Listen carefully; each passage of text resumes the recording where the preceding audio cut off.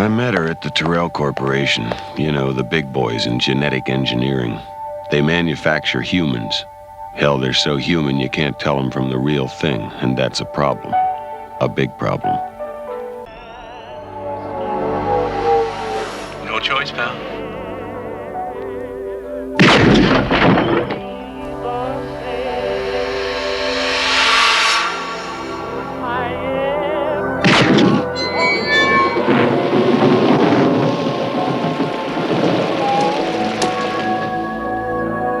Rachel?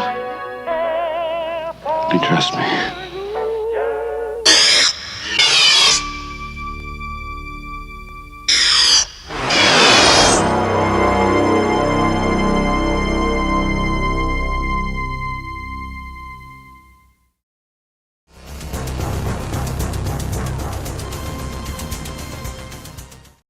Blade Runner is a 1982 science fiction film directed by Ridley Scott from a screenplay by Hampton Fancher and David Peoples, starring Harrison Ford, Rutger Hauer, Sean Young, and Edward James Olmos. It is an adaptation of Philip K. Dick's 1968 novel Do Androids Dream of Electric Sheep? Blade Runner was released in 12,000 theatres on June 25th, 1982.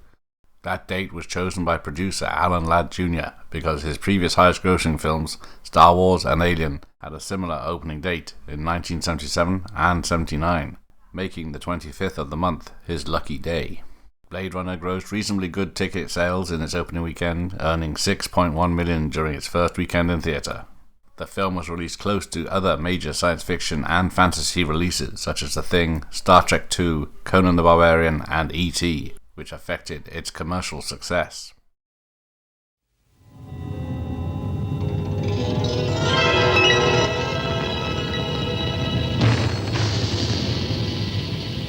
This is the city, Los Angeles. The year is 2019. The buildings are a lot higher. All the decent folk live hundreds of stories up. No one in their right mind wants to be on the street. But you gotta be rich or a cop to own one of the flying cars. With most animals extinct, constant acid rain, and 106 million people, well, let's just say things haven't exactly gotten any better. The film being made is Blade Runner, a futuristic detective thriller starring Harrison Ford. Ford plays Rick Deckard, Blade Runner, a detective whose specialty is replicants, manufactured people no one else can tell from the real thing. When they go wrong, it's his job to stop them. And roll, please. Background, action. It's not an easy job to like, but if you're a Blade Runner and you're good, they'll never let you quit. Deckard has been with the police department before. Turns out that he's about to be pressed back into service in his old job, which involves the hunting and tracking of people. In this case, the people are not people but replicants, flesh culture replicants, a kind of lab-grown result of gene splicing and growing human cells in a laboratory atmosphere. The eventual product would be something that looked just like a human being, and in the vision of this film could be supplied with a memory and a belief in their own reality. They were designed to copy human beings in every way except their emotions. And the designers reckoned that after a few years they might develop their own emotional responses. Hate, love, fear, anger, envy. So they built in a fail-safe device. Which is what? 4-year lifespan. You have 4 years to live. That's the total lifespan of a replicant. Only they're born without a capacity to know that or to understand that. When they find out that that's the fact, they get real mad. The angels fell. These replicants are a lot smarter and stronger than real humans. It's illegal for them to even be on this planet. let alone running around the city terrorizing innocent people. You not come here. International star Rutger Hauer plays Batty, the brilliant leader of the escaped replicants. They're sort of, and they're looking for something. I think they're looking for their, their roots, which they don't have, and that they feel they don't have that much time. They want more time. And my job is to find them and eliminate their threat.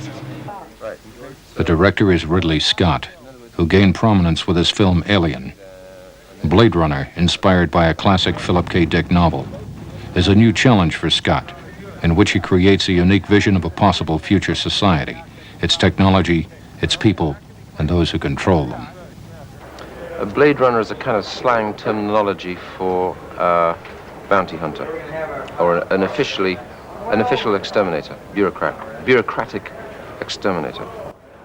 And along his path of hunting replicants who happen to find their way into the city where they have no right to be, because the replicants are originally developed for off-world situations, both military, industrial, mining.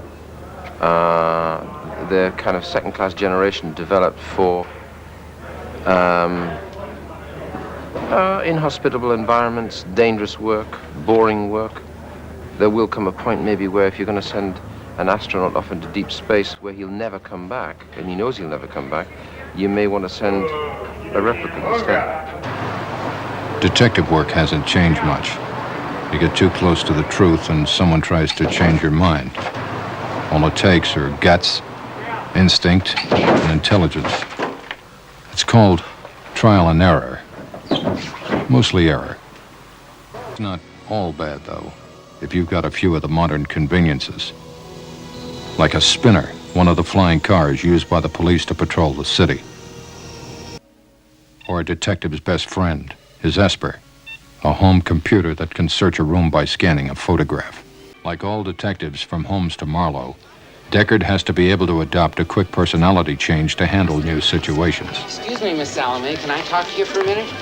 I'm from the American Federation of Variety Artists. Oh, yeah? I'm not here to make you join. No, ma'am. That's not my department. Actually, I'm from the Confidential Committee on Moral Abuses. But on the street, there's no time to think twice. A Blade Runner has to smell trouble and act fast if he wants to stay alive. One of the things about Deckard is that he's fighting a fear. It's not something he likes to do, to shoot people. It doesn't seem very easy with authority. And besides which, he seems to be on the losing end of almost every encounter. So he's reluctant, at best, to be doing what he's doing. But he does it pretty well. Blade Runner is very simply a thriller has to be set in slightly future terms, 40 years' time, 40 or 50 years' time, really for the nature, the credibility of the plot. We chose to make the texture of the theme and the story, because it had to be set in the future, to try and make it as familiar as possible. We tried to make the character in a kind of Philip Marlowe environment. So whilst we're looking 40 years in the future, it's very familiar in many respects and almost seems like 40 years ago. People's usually attempt to do future by presenting a rather bleak, austere, clean, pristine look, you know? And it could go that way, but I've got a feeling it's going to go the other way. I mean, if you think of New York City right now, how impossible it is now to actually maintain some of these buildings, how expensive it's going to be to take down the Empire State Building, right? I mean, that's going to cost as much as building it. So I think with a little slip sideways, you could, say, take a city like Chicago, and especially New York, where you could just get total oversaturation. So where eventually you just retro things on the face of the building rather than having to pull half the side off to rehouse air conditioning or rewire it or something like that. Because costs will get so high, it's going to be simple just to smack it on the outside.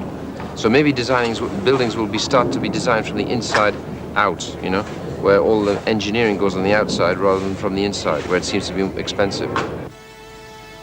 But while the inner city decays, the suburbs have grown into sprawling industrial landscapes.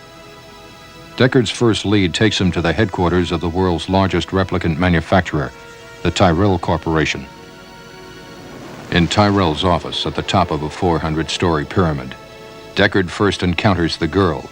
You know, the beautiful, mysterious type who will always turn up in stories like this. Newcomer Sean Young plays Rachel. In 2019, man created man in his own image, a manufactured human. Hardware with soft flesh, programmed intelligence, frightening strength. The greatest invention has become the greatest threat.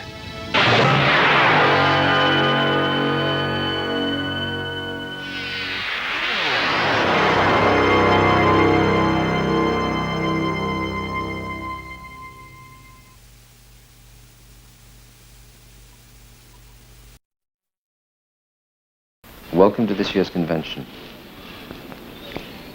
I'm Ridley Scott. I've just completed production on my latest picture since Alien. Blade Runner, starring Harrison Ford as the classic hardboiled detective, is based on Philip Dick's novel, Do Androids Dream of Electric Sheep? We've prepared a special short film for you on the making of the picture, including the wizardry of Douglas Trumbull and the imaginative industrial designs of Sid Mead that helped us create this view of tomorrow.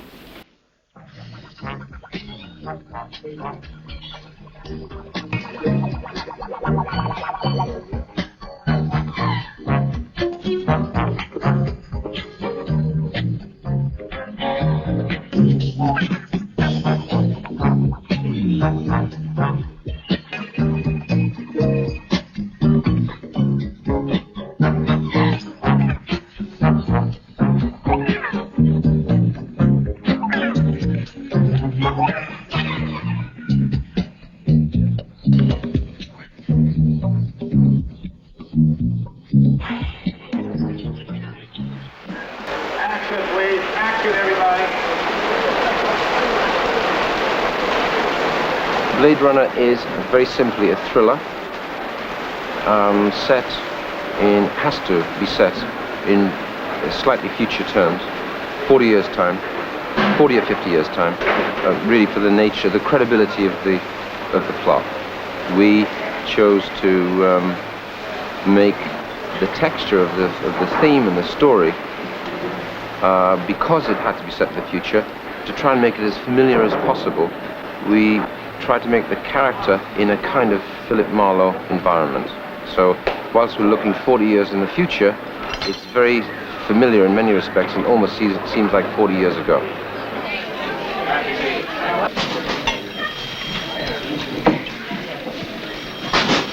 Daphne, I want to ask you a few questions. Yeah?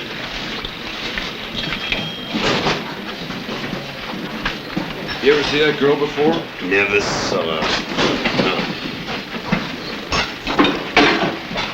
How about this guy? Transvestite, maybe. You think I'm a pervert? Get out of here. You ever buy snakes from the Egyptians, Patton? Sure. All the time. Licenses in order, pal? The first ideas came after several meetings with Ridley and the art director and people that were responsible for estimating costs. And the overall idea to start with was a society where technology, life had become very difficult, and the mechanical fixtures, automobiles, trucks, buildings, the whole urban plant had become like a trap for people in the society. So I started off with very clean, designed concepts, and then successively layered on top of those initial ideas, sort of an accumulation of detail and repairs and extra pieces of equipment that weren't the original equipment idea, and achieve this accumulated fix it because it won't run or has to run visual flavor, which is the whole essence of the film. So it isn't a new, shiny, futuristic society. It's a society where the normal supplies have broken down. The street level particularly had become like the sewers or the underside of the city, and being trapped on the street was not only just unromantic, but a thoroughly nasty way to spend your life, because the street was simply a service access to the mega structures and the high-rises that now comprise the city. And decent people really didn't live below 40 stories above the street. So then you start to get this accretion or an accumulation of detail, which are generators, vent pipes, a whole leftover kind of society that you're forced to live with, because that's all there is. You can't afford to go up. And it takes a trend that is happening in some of the larger urban centers and accelerates it and caricatures it, makes it more brutal and more glamorous at each end of the scale than it is now. This parking meter is a kind of miniature example of the whole visual concept of accumulation. You'd start with a recognizable parking meter inside all this stuff, and it's there. That's the reason for adding on to it in the first place, for economy. When you no longer can accept coins or metal discs or whatever, you add a electronic register that accepts a magnetic card. The post mechanical case becomes electrified, so that if you touch it or try to attack it, you're electrocuted, which is a very brutal attack on you as a human. And by adding additional lights, larger scale, it's easier to see at night. It can be used for directing traffic down lanes, or maybe the lights change color, something like that.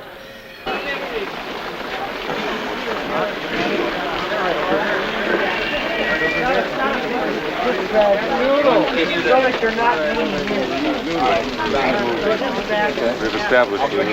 you do it properly, they don't take great leaps and bounds. I mean, unless you're truly into sort of fantasy terms like Flash Gordon or whatever you're doing. But if you're taking a step forward in terms of reality, which I'm trying to keep it as real as possible, even though it's very, let's say, rich and exotic and colorful, the step forward is small. Like if you take a car, one of the cars we've designed, the original cars we started off with were incredibly sort of sleek and streamlined, and even throwing all the dirt on them and rubbish on them under the sun, it still looked slightly futuristic, in inverted commas. And so we sort of backed down in the design concept, so they're quite familiar looking cars, except they're just a little exotic. So our step forward is small, but it's big, if you know what I mean. The start-off concept was that the society had produced vehicles that could fly. We had a specialized vehicle which only authorized people could use. That's the spinner. It had to look different to make it believable that it could fly, first of all. And so the configuration of that vehicle is totally different than any of the other vehicles, because it does a particular thing. It actually flies, lifts off the ground, lots of dust. This is the interior spinner set. When we shoot the exterior of the spinner, none of this interior exists. This is strictly a set constructed for interior shooting of all of the readouts and all the detail on the exterior vehicles that you'll see driving around in the streets. None of this detail of interior is here. And one of the problems we have today is that on screens like this, where there will be readouts of movies, digital displays, maps, etc., for maneuvering the vehicle, it was just impossible because of the design of the vehicle to put in rear projection or live video screens, or have 1, 2, 3, 6, 7, 8, 9, 10, 12 or 13 screens of information going on simultaneously. So what we've done is we've just lit these screens with white light from inside, and the camera will be shooting over these actors' shoulders here. And the shot will be what we call locked off. It's a static shot. And we're going to have wind effects and rain effects on the canopy of the vehicle from outside, lighting from outside, and a lot of practical lighting from inside. And then what we do in post-production is superimpose into these screens a lot of little movies of the readouts, which will be made later. Outside the window, we'll pull matte lines off the edges of the window here and all around the side doors, and then superimpose the city outside, trying to keep a balance between the natural light on the window, the rain on the window, and the city outside the window. So it's a pretty complicated, this is one of the most complicated composite mattes in the picture, because even the city outside will be a number of elements.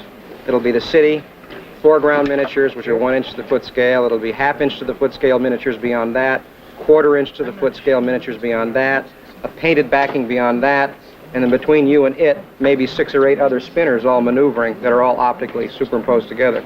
So the plate that'll be out the window here alone will probably consist of maybe a dozen film elements all composited together. One of the most fortunate things for us on this picture is that Ridley is quite a good illustrator and does all his own drawings. So we can sit there in a meeting and he can draw for you right before your very eyes what he wants to see. And from that, we can extrapolate what's special effects, what's foreground, what's background, and he can guess at the length of a shot or the angle of a lens, and we all sort of talk that technical language. And then from that, we make a plan of what the shot will consist of, and then that plan has to do with the fact that we have to construct a set like this, separate from the exterior spinners, when it will be shot and how that relates to when the effects will be shot. When we set out to do this film, we decided to make, there was a taboo word, but I may as well use the taboo word because it's somehow, the word was android. And I said, anybody uses the word android gets their head broken with a baseball bat, okay? Because it sets up all sorts of preconceptions of the kind of film it could be, right? And yet the word android, in a way, is really a man-made development on, let's say, a robot, biomechanoid, android. An android may actually be human. I mean, may actually be flesh and blood, genetically structured, okay? So we simply decided to not use the word because it's been overused and misused. And so we developed our own word, which is the word replicant, which is essentially a human being.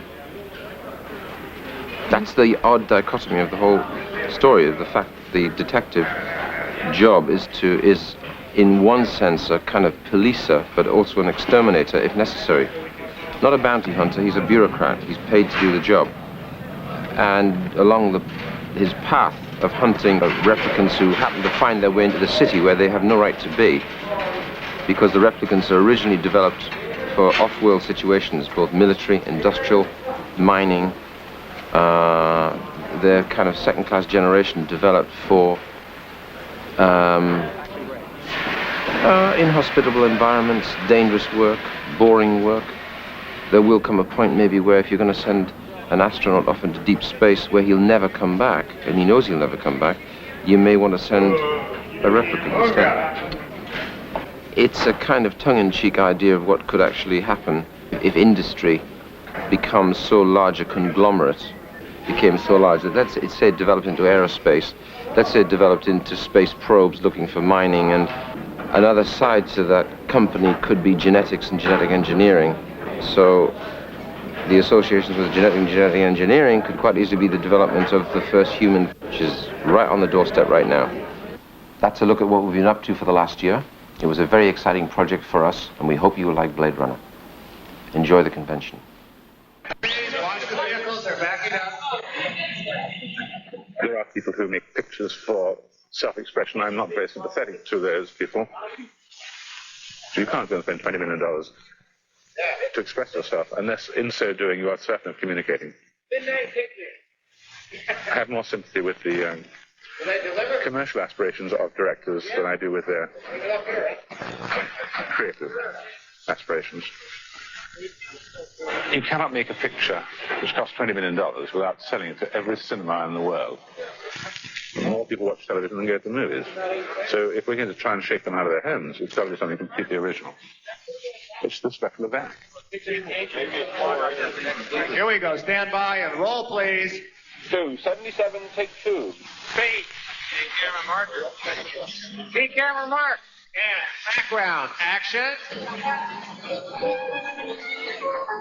And traffic. Action.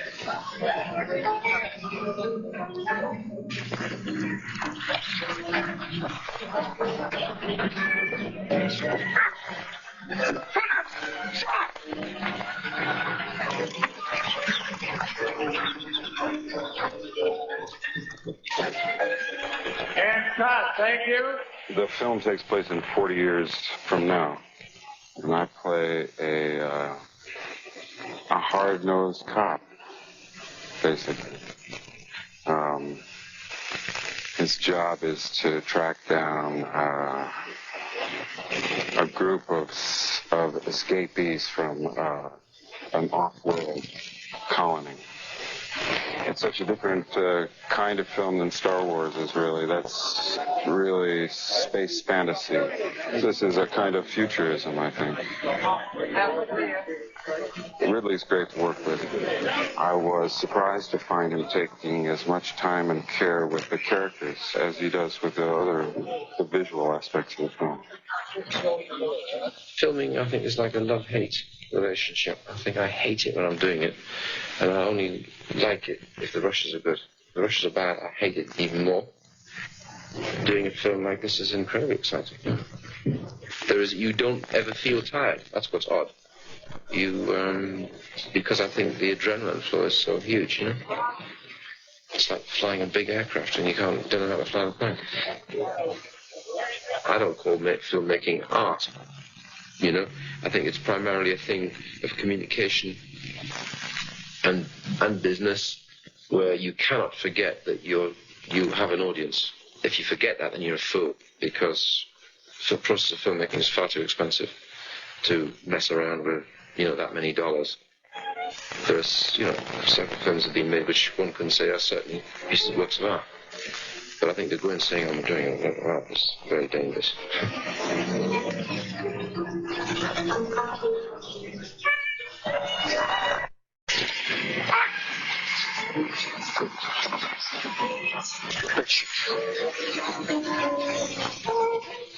I answer this is kind of a silly question, which is... I'll give you a silly answer. Okay. Did you ever think you'd wind up being a space toy in Woolworths? No, I never did. I don't take it personally. It's hard to.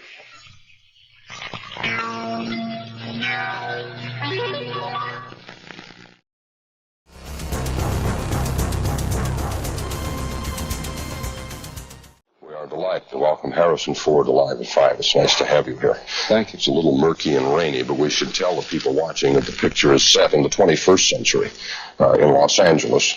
Yes, in Los Angeles, and a few rainy days in Los Angeles, yeah. And you are a detective, sorts of. I play a detective. Yes, I play a detective whose job it is to detect outlaw replicants, which are flesh culture products of the laboratory, slaves, all but human. And my job is to track down and control some outlaws. It's a combination of the old detective sort of story and brand new original context that we've never seen before. What's your secret? You keep getting up to the plate and you only hit home runs. No singles, nothing. They always go right out of the ballpark. I've been real lucky to work for good directors in real good films. And none of the films that you've mentioned is really is a personal success. I've been lucky enough to enjoy the fruits of participation in a lot of other talented people's success. Well, I was reading a quote of yours that was in People or someplace where you said, I don't want to be a star, I want to be in pictures that are stars. Which is a little incongruous. Most people who make their living acting want to be stars. They want to be recognized as... We want the opportunity that goes along with the nomenclature, which is to receive more variety of work and more work. The opportunities to work are there.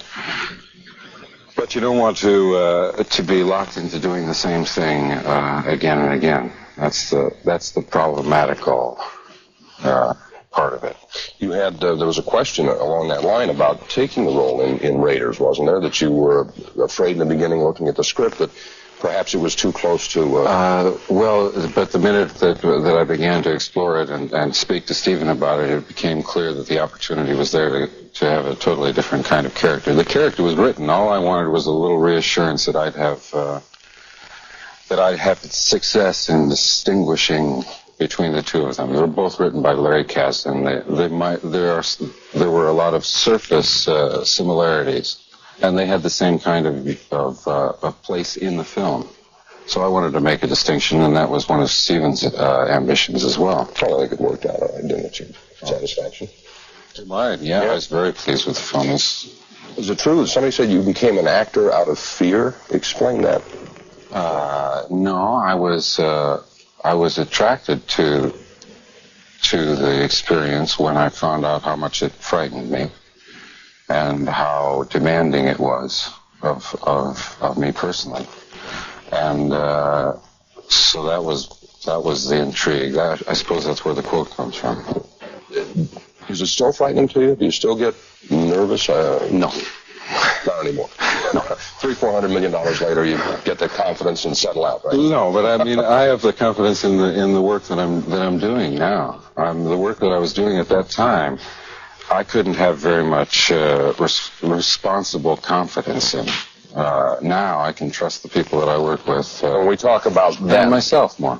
When we talk about that time, we're talking about really a different era almost in the business, when you were a contract player, which is a word you don't even hear anymore because I guess they don't exist anymore. But you were kind of introduced into the old school of.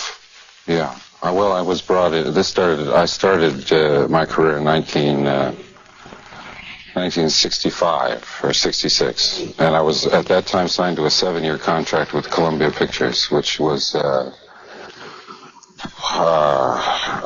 totally unsuccessful relationship for both of us. I was convinced that it was more important for me to find ways to develop myself, and they were very convinced that it was more important for me to, it would be easier for them and both of us if I would just pretend to be somebody else that had already proven their success. They chose Elvis Presley, in fact. They wanted me to style myself in the image of Elvis Presley.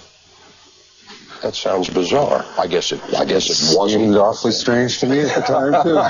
Do you sing, play the guitar? None of that stuff. No. No. So you, if I read correctly, at around 24, so you kind of dropped out. You took up, of all things, carpentry. Yeah. Taught yourself how to be a carpenter. Yeah. It seemed an interesting thing to do. It was physical, and it took me completely out of the ball game for a while, which is what I wanted to do. And I was a carpenter for 8 years, during which period of time I did only 3 films. But they were all good films. American Graffiti, The Conversation, one other, a television film directed by Stanley Kramer. And suddenly I was not the same person that they knew before. I wasn't doing the same thing over and over on episodic television. I was just a person who was in good movies. That helped a lot. What was it, Harrison, that kept you from getting so turned off, so soured by the manipulation, by whatever it was that you perceived was being done to you that you didn't like? Just say, to hell with it, I'm going to be a carpenter. And, I never thought I would be an overnight success. I'd been around long enough to know that it took a period of time, and those that persisted often. The only ambition I really had at the beginning was to make a living as an actor, to enjoy the life of an actor. Do you? To do the work.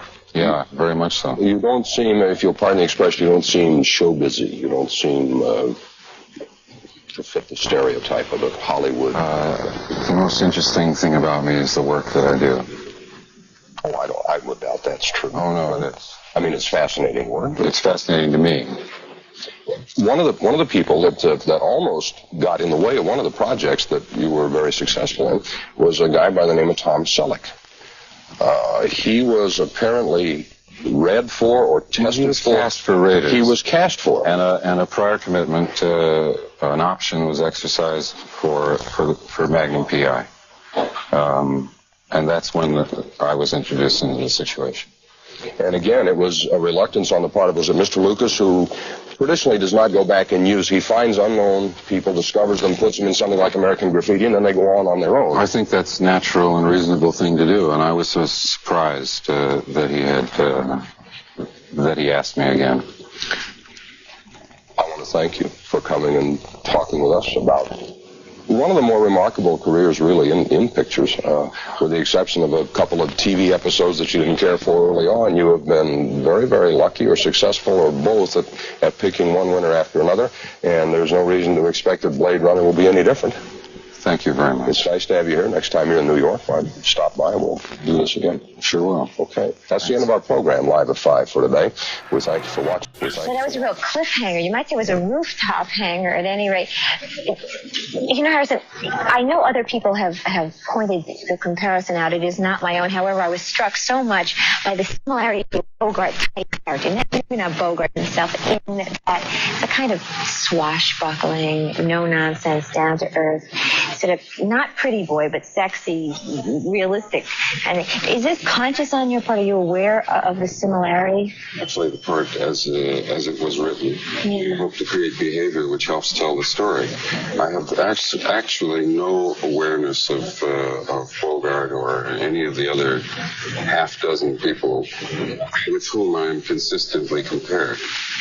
I guess it's not that you look like you were selling. I guess what I'm trying to say is the quality of the sort of hard-boiled guy, the hero who is not pretty boy handsome, but sexy in a kind of hard-boiled, take it as it comes, don't show too much emotion, but still very sexy kind of guy. Not the specific type. But it's not imposed on the story. It comes out of the story. It comes out of the story or the ambitions of the screenwriter and the director. But I don't think about that. I work from a very different point of view. Do you think you're sexy? On screen, not in real life. I don't think about it. I mean, I don't think it pertains. Seems like most of the successful films these days, with one or two exceptions, are sci-fi films, horror films that really concentrate on special effects. I wonder if you have any thoughts about that, why that is. I guess it's that the technical expertise in these areas have reached the point where you can really do almost anything that the mind can imagine. That's a great temptation to a director.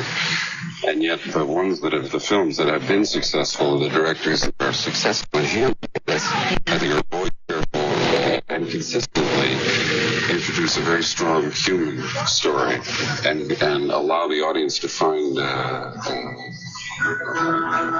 identify with some character which leads them into and through those, because special effects can only produce an effect, they can't produce an emotion.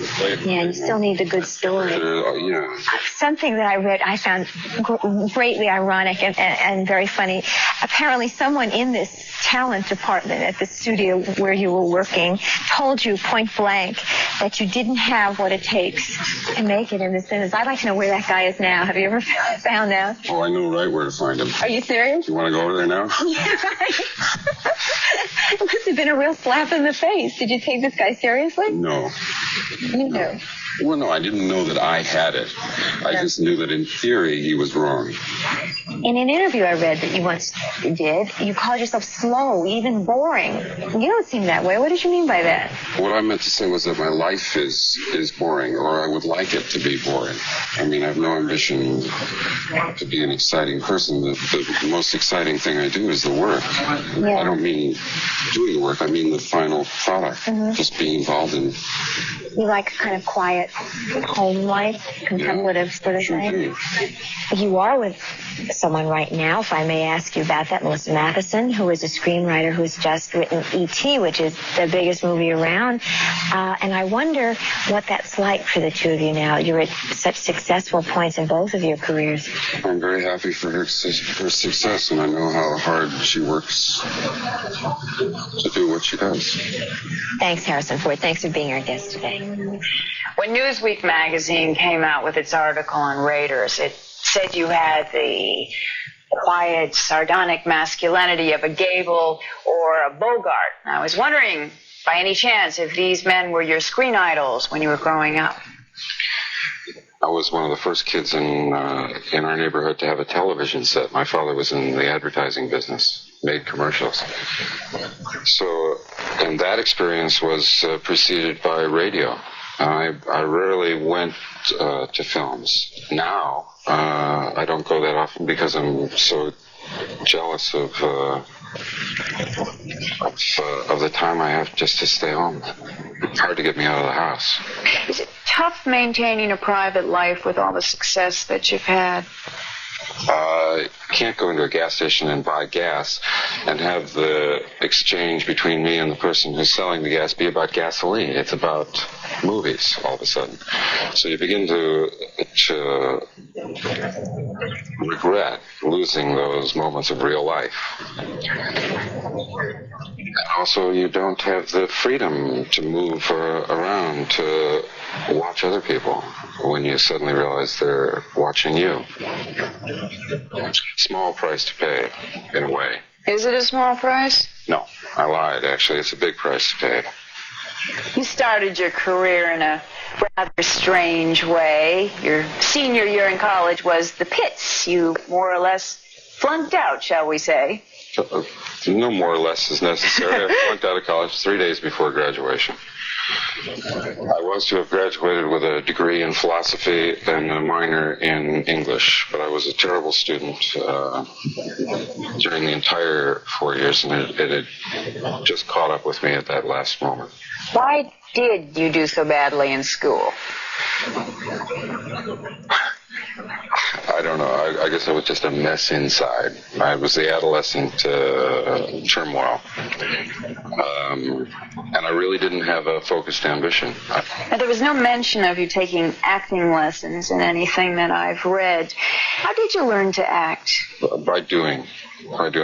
I have studied and with a number of good teachers, but I found that what I was learning was how to be good in acting class, and that the experience as I found it when I was working was a different kind of experience.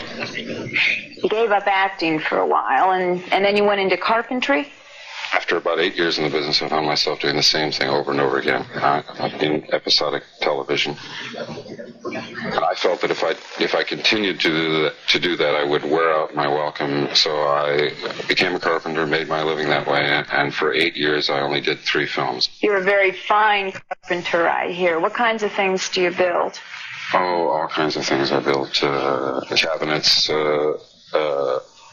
additions, a recording studio or 2.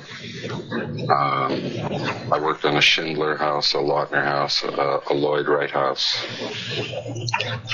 Interesting. You seem so incredibly laid back. What do you do to relax when you're out in California? You think I'm relaxed now? Yeah, I think you're very relaxed. I know you hate interviews. Well, the next medical state is coma. I mean, I don't feel relaxed now at all. I feel very much responsible for this exchange. I don't feel like I'm relaxed. At home, I do the normal stuff, the things everybody else does. You know, I rearrange the drawers, talk to my kids. I don't have as much time as I'd like. One last question for you. If you could pick one adjective to describe Harrison Ford, what would you pick? Tired. Tired. Harrison Ford's next movie, the sequel to Star Wars Revenge of the Jedi, will be out next spring. Mr. Marish? That's good to see that he doesn't seem compelled to recreate his on-screen character off-screen. Not at all. Not at all.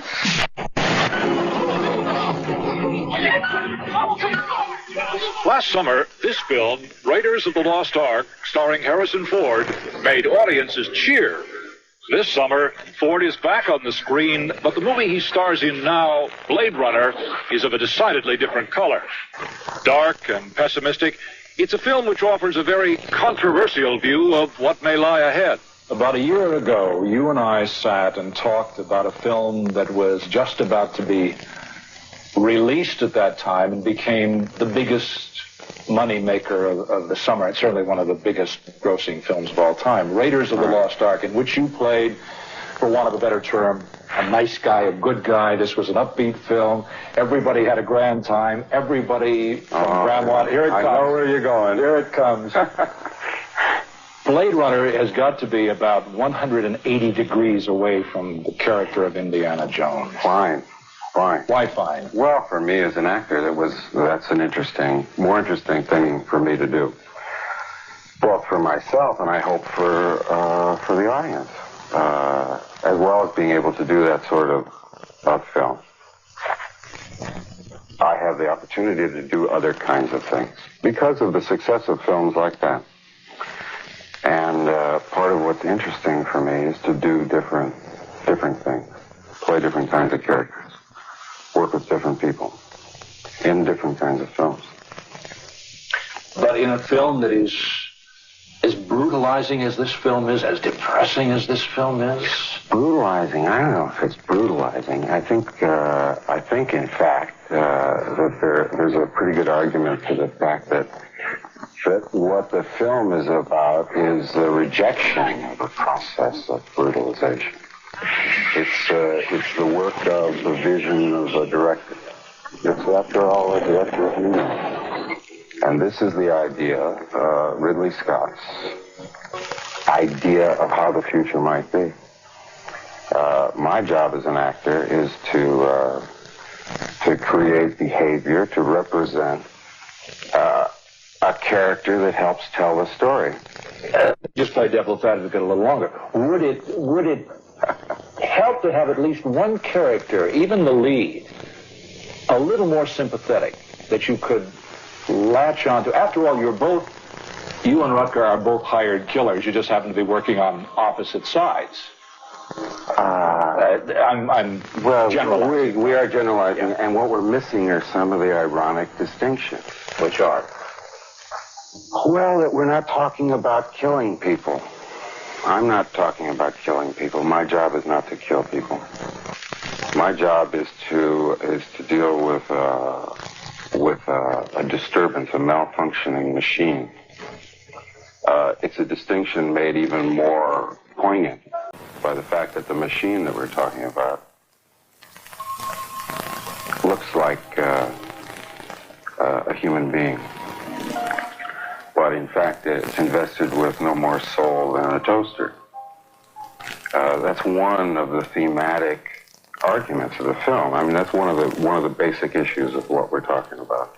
We're talking about what constitutes humanity, whether it's possible in terms of imagined future science to invest what might be a human being, but that it was the creation of a laboratory with enough signs of humanity to cause a sympathetic, empathetic reaction in another human being. Whether, in crude terms, you can profit from a love affair with your toaster.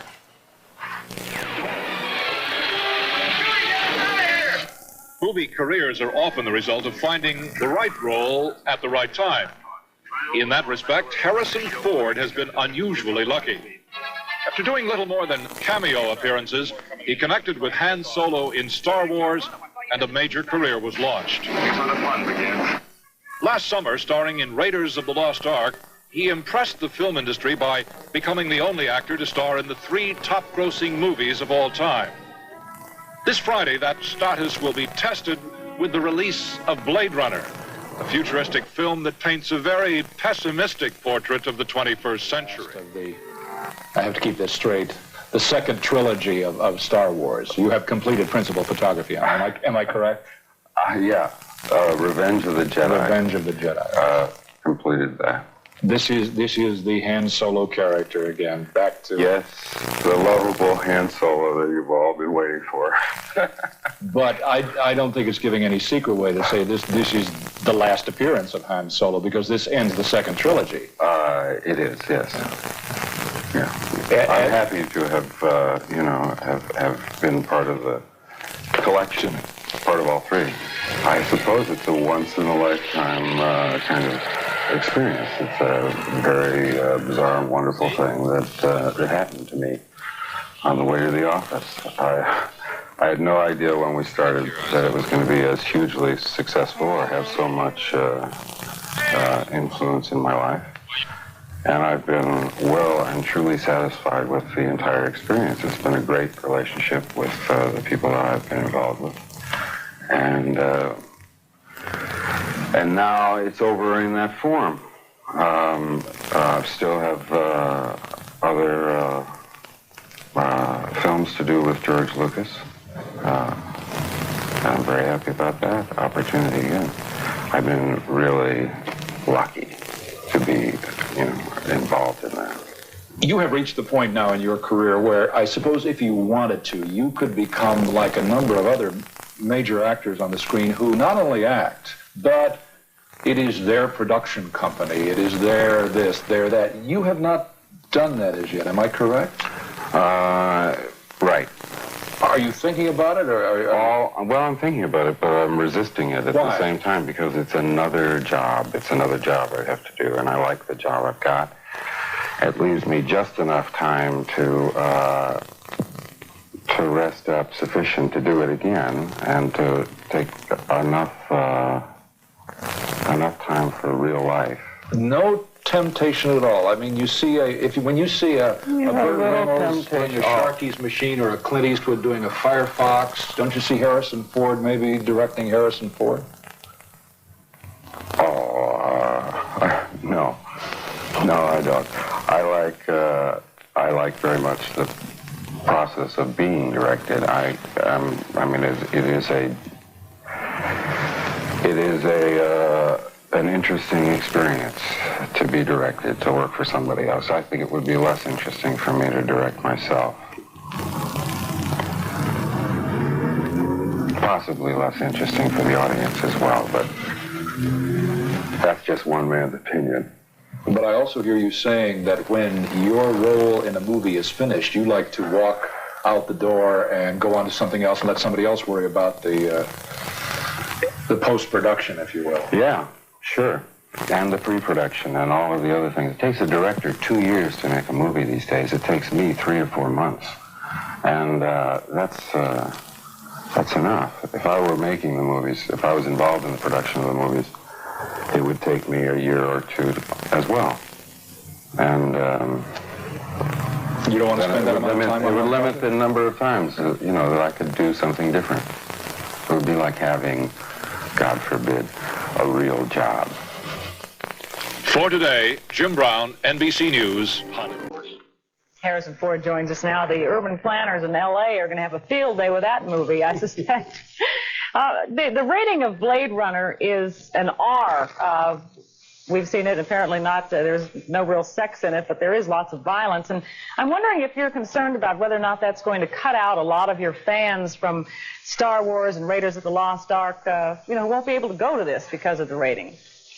Well, one of the reasons for doing this film for me as an actor was that it offered me an opportunity to do a different kind of film in a part that people might not expect to see me. I think it's very important to me career-wise to continue to do different sorts of things. I don't think there's a whole lot of violence in this film that isn't clearly a kind of movie violence. And the ironic point of it all is that the violence occurs not to human beings, but to something that looks like a human being. And my character is a part of that landscape.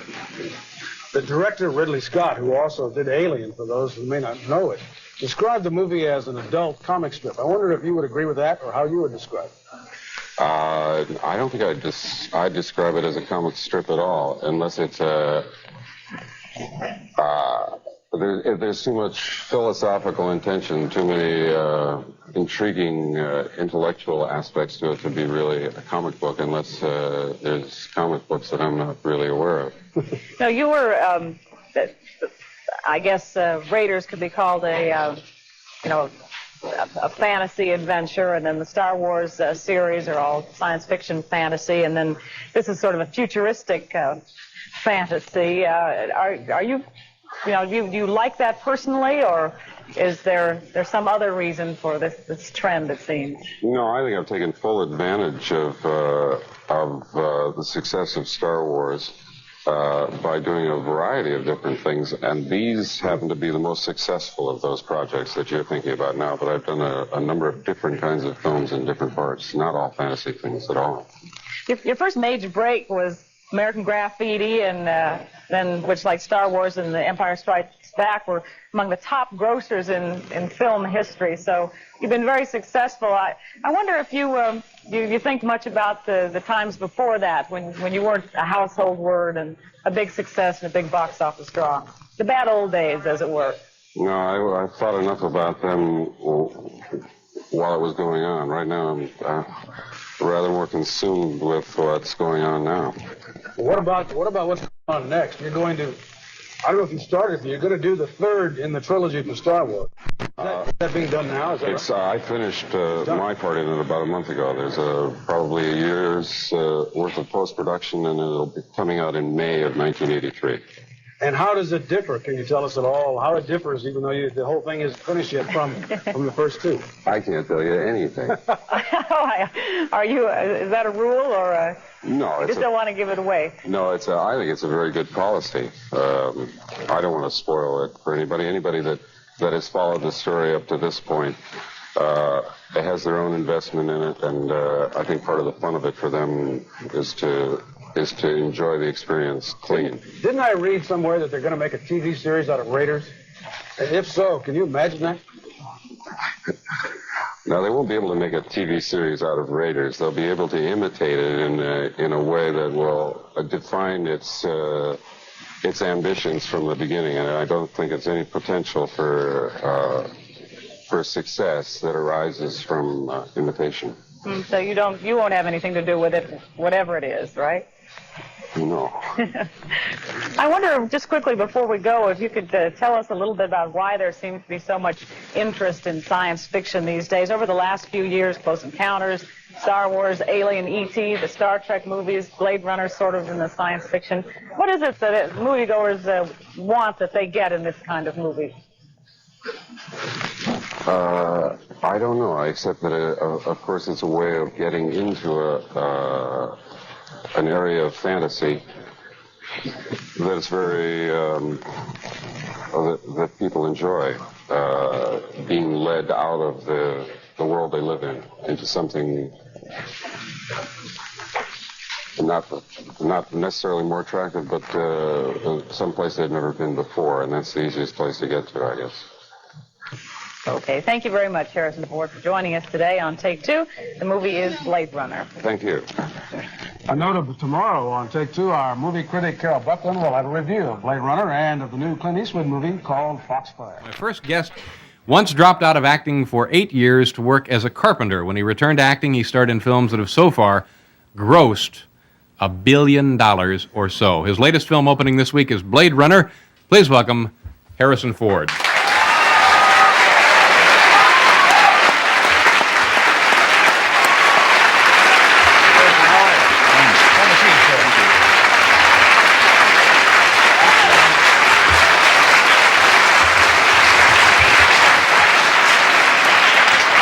Thank you very much for being here. Thank you for asking me. Let me ask you a question about what it's like to be a contract player for a movie studio.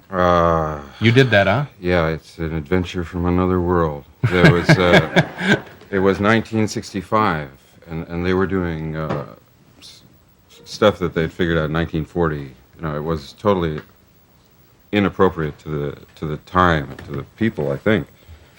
And they were trying to build stars. I don't think you can do that. So you go out to Hollywood and somehow they hire you on? I went to be an actor, and I did a couple of plays before that, but I basically had no preparation whatsoever. I didn't even know what the names of the major motion picture studios were. And about a year and a half later, I was under contract. And now you own a couple, I would guess. What? Is there good money in being a contract player? And what do you got to do to? Oh yeah, not just money, but the respect. That's $150 a week. Yeah. When they told me $150 a week, I thought, I said, yeah, I can afford that. You know, I was so happy to be called an actor that I would have done it for less. So anything then that they're doing, you have to show up and be in, right? That was the idea. Yeah. Any memorable appearances coming to mind here? No. Yeah. No. And now I guess this is when you decided to leave things for a while and you were a carpenter. No, I lasted a year and a half out of a 7-year contract and almost immediately made the same mistake at Universal. I lasted a year and a half there. And then I freelanced for a while. That's when I became a carpenter. Yeah.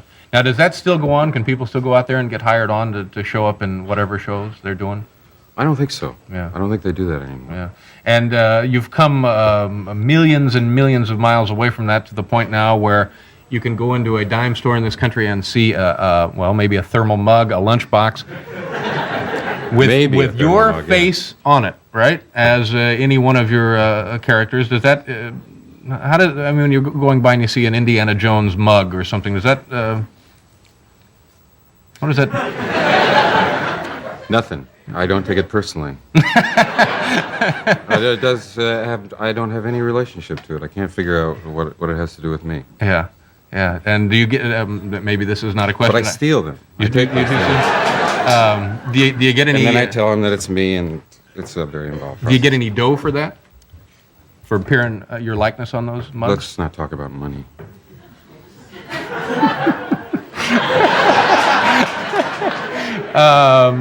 Okay. Let's talk about something else then. Now, when you first worked with George Lucas, was it in American Graffiti? Yeah. Now, as I read this afternoon, he usually doesn't like to keep using the same folks over and over again, but you've worked with him on other occasions. No, I was real surprised when it happened. How did that happen? I don't think he saw me for Star Wars until he'd seen every other living actor between the ages of 7 and 35. and then he asked me. And I tested like everybody else. Agreed to the conditions. Yeah. And did it. Things turned out pretty well. Great. And as far as Raiders of the Lost Ark, you were not his. You were now. Does this make you feel odd that you were not his first choice for that film either? No. Yeah. No, it wouldn't have occurred to me that I didn't even know about the project. I didn't know Spielberg, and it didn't occur to me that I would have a chance of doing it for the same reason you just mentioned. Do you know anybody who was in the running before you got it? For Raiders? Just Tom Selleck. Yeah. That's interesting. It's hard to imagine him in that film now, although. Would it have been a different? I guess it would have been a different film, wouldn't it? Yeah, yeah. Okay, I know. we're going to pause. Yes. Now, I was also reading today. Somebody, a publication printed that you were doing your own stunt work on Raiders of the Lost Ark, and which seemed to be not true. No, I wouldn't do a stunt. There are guys much more prepared to do that than me, and to suffer the consequences. Yeah, but it looked pretty dangerous, being pushed around by that truck straddling the front wheel of a. It's the difference between doing stunts and doing physical action. Physical acting. So you were doing some physical acting, and it said that you prepared yourself the best way you could. And you mentioned that even if it included chemically preparing. I didn't say that. Yeah, maybe it was the guy, the Popeil man. Said that. Was it? Maybe I don't. Stuff here, right? When he invented the Vegematic. I was just being silly. Oh, I see. Just being silly. I don't remember where I said that or under what circumstances. Probably someplace like this. Where one is encouraged to say anything. Yeah. You seem now. I know you've probably not most comfortable going around talking about a project. You'd probably rather be home, wouldn't you? Yes. Well, yeah. Not right now. Well, no, I know that feeling. But did this sort of thing, appearing in front of people, makes you uncomfortable? No, not here, not with you.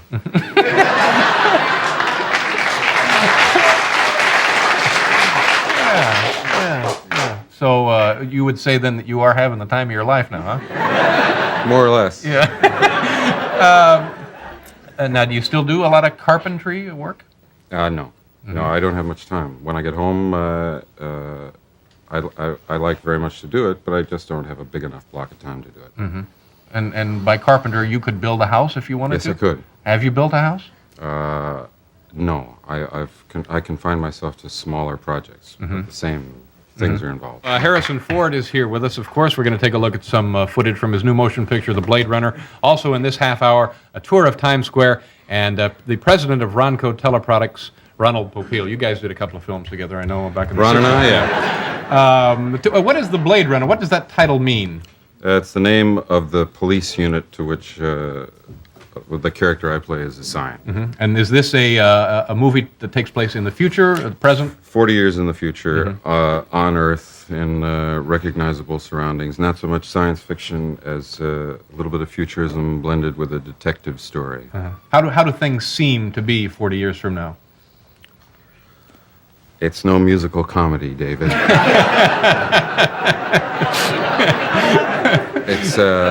But it's a vision of the future that's an idea for a movie. It's a complex of ideas that are useful in making a movie. It starts from a point of departure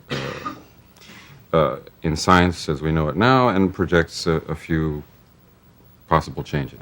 And as you said, in recognizable surroundings. Yeah. And this is based on a very popular science fiction novel, right? Yeah, on an incident from Philip K. Dick's Do Androids Dream of Electric Sheep. All right, and we have, it's an amusing title, but it's not necessarily an amusing film, or is it? Maybe that's...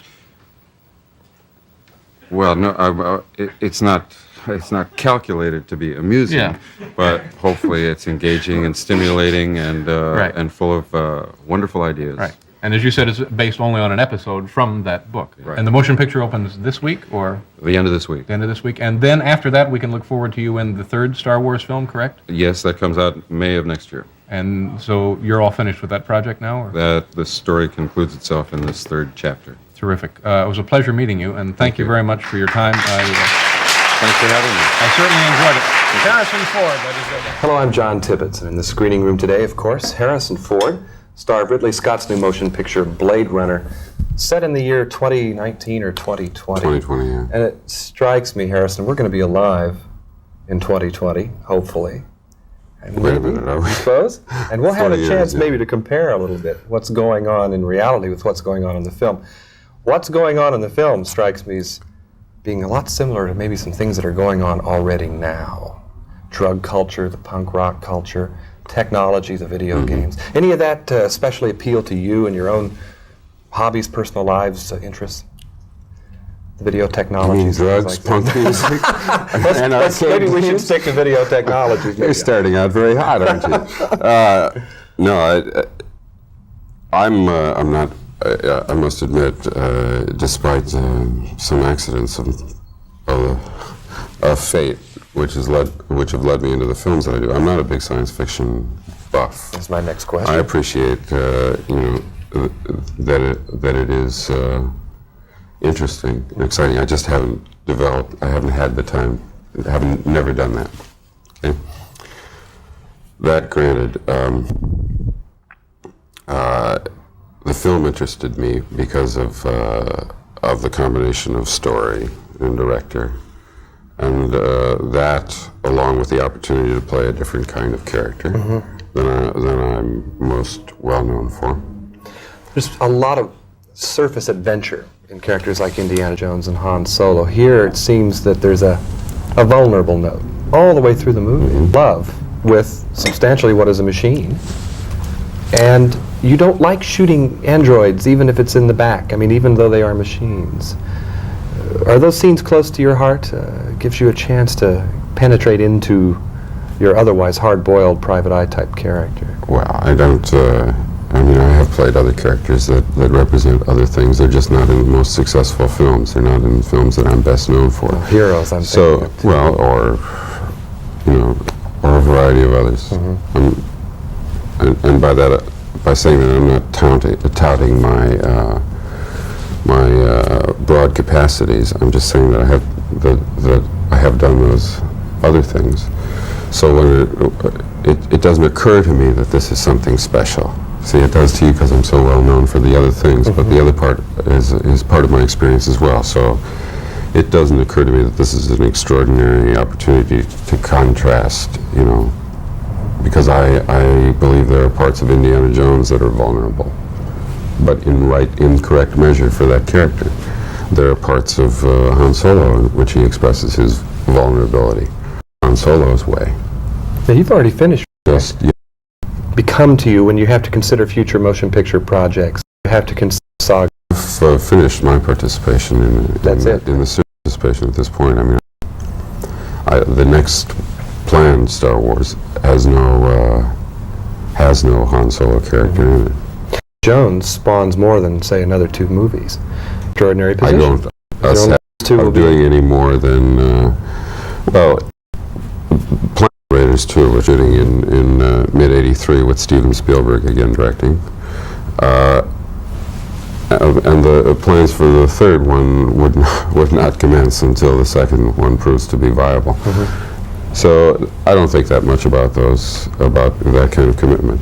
I've time in between to explore other opportunities. You're in a position now where you really can have an awful lot of say about your scripts. That's an enviable position for an actor. I find that I seek out projects that have enough strength of their own, so that I can come to the project when it's already an accomplished project, when it has a life of its own. Then I can add something onto it. I don't like to come to a script that isn't already a strong script. Ridley Scott surrounds you in Blade Runner and everyone else in the film with mists and rains and fogs and everything else. Does that ever become a disability in the shooting? I mean, he's famous for this kind of thing. What's that like on the set? There's water dripping down on you all the time. It's uncomfortable, but it's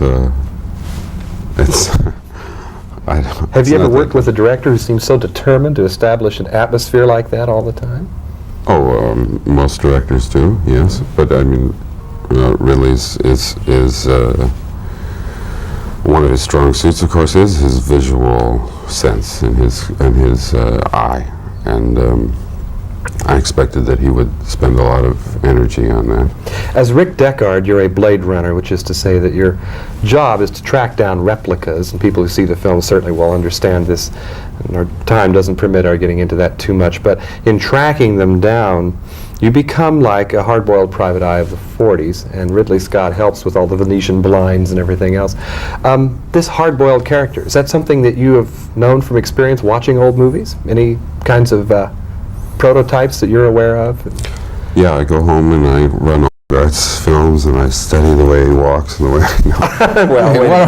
No, I mean, I have no. I mean, I've only a sense memory of what he does, and I've seen him in films in which I really have admired him, and thousands of other people. I mean, I have no sense of being imitative of, but it's in me as much as it's in you. Your ability to recognize what you see is just, it's in me, it's part of my experience. But I'm not, I hope I'm not imitating somebody else. Very quickly, in closing, there's an implication in the film that more people may be replicas than we think, including you. It's never developed. What do you think about that? Replicants, actually. Replicants. Replicants, which is a flesh culture thing.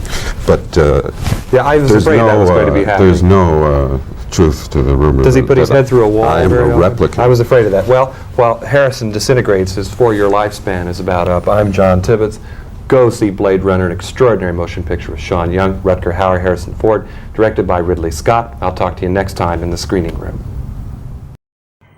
Harrison, your screen image is that of a very earthy, very natural sort of person with lots of common sense and, above all, a great sense of humor. And yet, your claim to fame sort of rests on such roles as Han Solo in Star Wars or Indiana Jones in Raiders of the Lost Ark, and another wild and improbable adventure. And yet, I wondered, do you think that we love you precisely because you seem so completely normal and natural in the most outrageous circumstances? Yeah, I guess that's it. I don't know. It was hard for me to control the information in your question, but I think if people appreciate me, it's because they appreciate my work, and if they appreciate my work, it's because they have enjoyed the pictures that they've seen me in. I'm only a part of the process. Yes, but you have to relate to that individual up on the screen, and there's no question of that. But your description of my screen image is the product of the opportunities that I've had in the roles that I've played. You have no other way of knowing me. Well, Harrison, how much of yourself comes out in the image of a character that you portray? As much as possible. You use as much of your own experience, as much of your own capacity as you can. But what you use most of all is as much intelligence and discrimination as you can, so as to select behavior that is applicable to the movie, that helps tell the story that you're involved in. You don't create a character out of a vacuum. You create a character out of those things that are necessary to help tell the story. All right, in Blade Runner, you, of course, it's interesting that it is somewhat your character based on the Sam Spade or the Philip Marlowe of the past, and there is a little bit of Bogart. It kept tweaking my memory somewhere. He's in your memory. Yes. It wasn't in the script. He wasn't in my mind. And I don't think that he was in Ridley Scott's mind, who was, of course, but we're all aware of that element. I mean, we all participated in the experience of all of those people, and it's part of our subconscious. But I don't think that it's imitative. I think as much as is that you as an audience supply the identification. Well, hasn't it part to do with the fact that you deliberately, in the script, sort of went back to figures of the 40s or of that era? I didn't. But did the scriptwriter? Well, if he did so, he didn't indicate it in the script. He spoke about us. He manufactured. He created a story that takes place 40 years in the future. He used characters that might well exist in that time, characters who we have enough contact and communication with to, I hope, emotionally identify with in the midst of strange circumstances. And it's all part of constructing a movie, hopefully one that somebody might want to see. Now, Blade Runner was based on a novel. How closely did the actual movie follow the original script or story on which the film was based? I never read the book, actually. I read the script, which is the material that we had to work with. That was what was going to end up on the screen. So that's what the only thing I really read. Oh, so you didn't. But did you when you approach a role, by the way, do you try to get a past and motivations for the character only out of the script, or do you build up the whole history of that personality? Well, there is within the history of a personality. As a human being, I have the history of a personality. I have the experience in of my years. I have the experience of hopefully how to communicate ideas. And my characters, I mean, I have a story for myself, but I don't It depends. In each case, it's different, the degree to which it's necessary to have a fully fleshed out backstory. Now, Blade Runner, apparently, someone told me, was not in the original book. And could you define Blade Runner and tell the audience what a Blade Runner is? It's simply the name of a police unit, of one of which I'm a member. And the name of that unit is the Blade Runner unit. They're responsible for the control of outlaw replicants. When you saw the film, what did you think of these incredible scenic effects? And also, when you were making it, were you aware of being in that kind of horrible environment where there wasn't a tree or a flower or any green space? Well, yes, I was aware of the environment. That's all part of... And was it that depressing? It could have been. I was too busy, I think, to be depressed. Now tell me, Harrison, what is your personal view of the future of 40 years? Does that reflect in any way your concerns for our environmental pollution and the tons of nuclear waste that's sitting underground? Is this anything that has ever troubled you, or did this film make you more aware of it, or what? Well, of course. I mean, I'm as concerned as I gather you are about the future. Well, the film did have the impact of... I've always been a rather happy-go-lucky person, and I wasn't really concerned. I must tell you, I never thought about nuclear waste. But really? Well, I didn't. It wasn't one of my overwhelming concerns. But the film did bring that out a little bit, and good. I wondered if this is part of what you look for in a role before they cut me right off. Yes, I do. It is? I'm glad that we've had this little chat.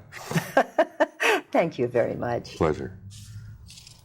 Well, I'm happy for the opportunity to talk to you after seeing Blade Runner last night.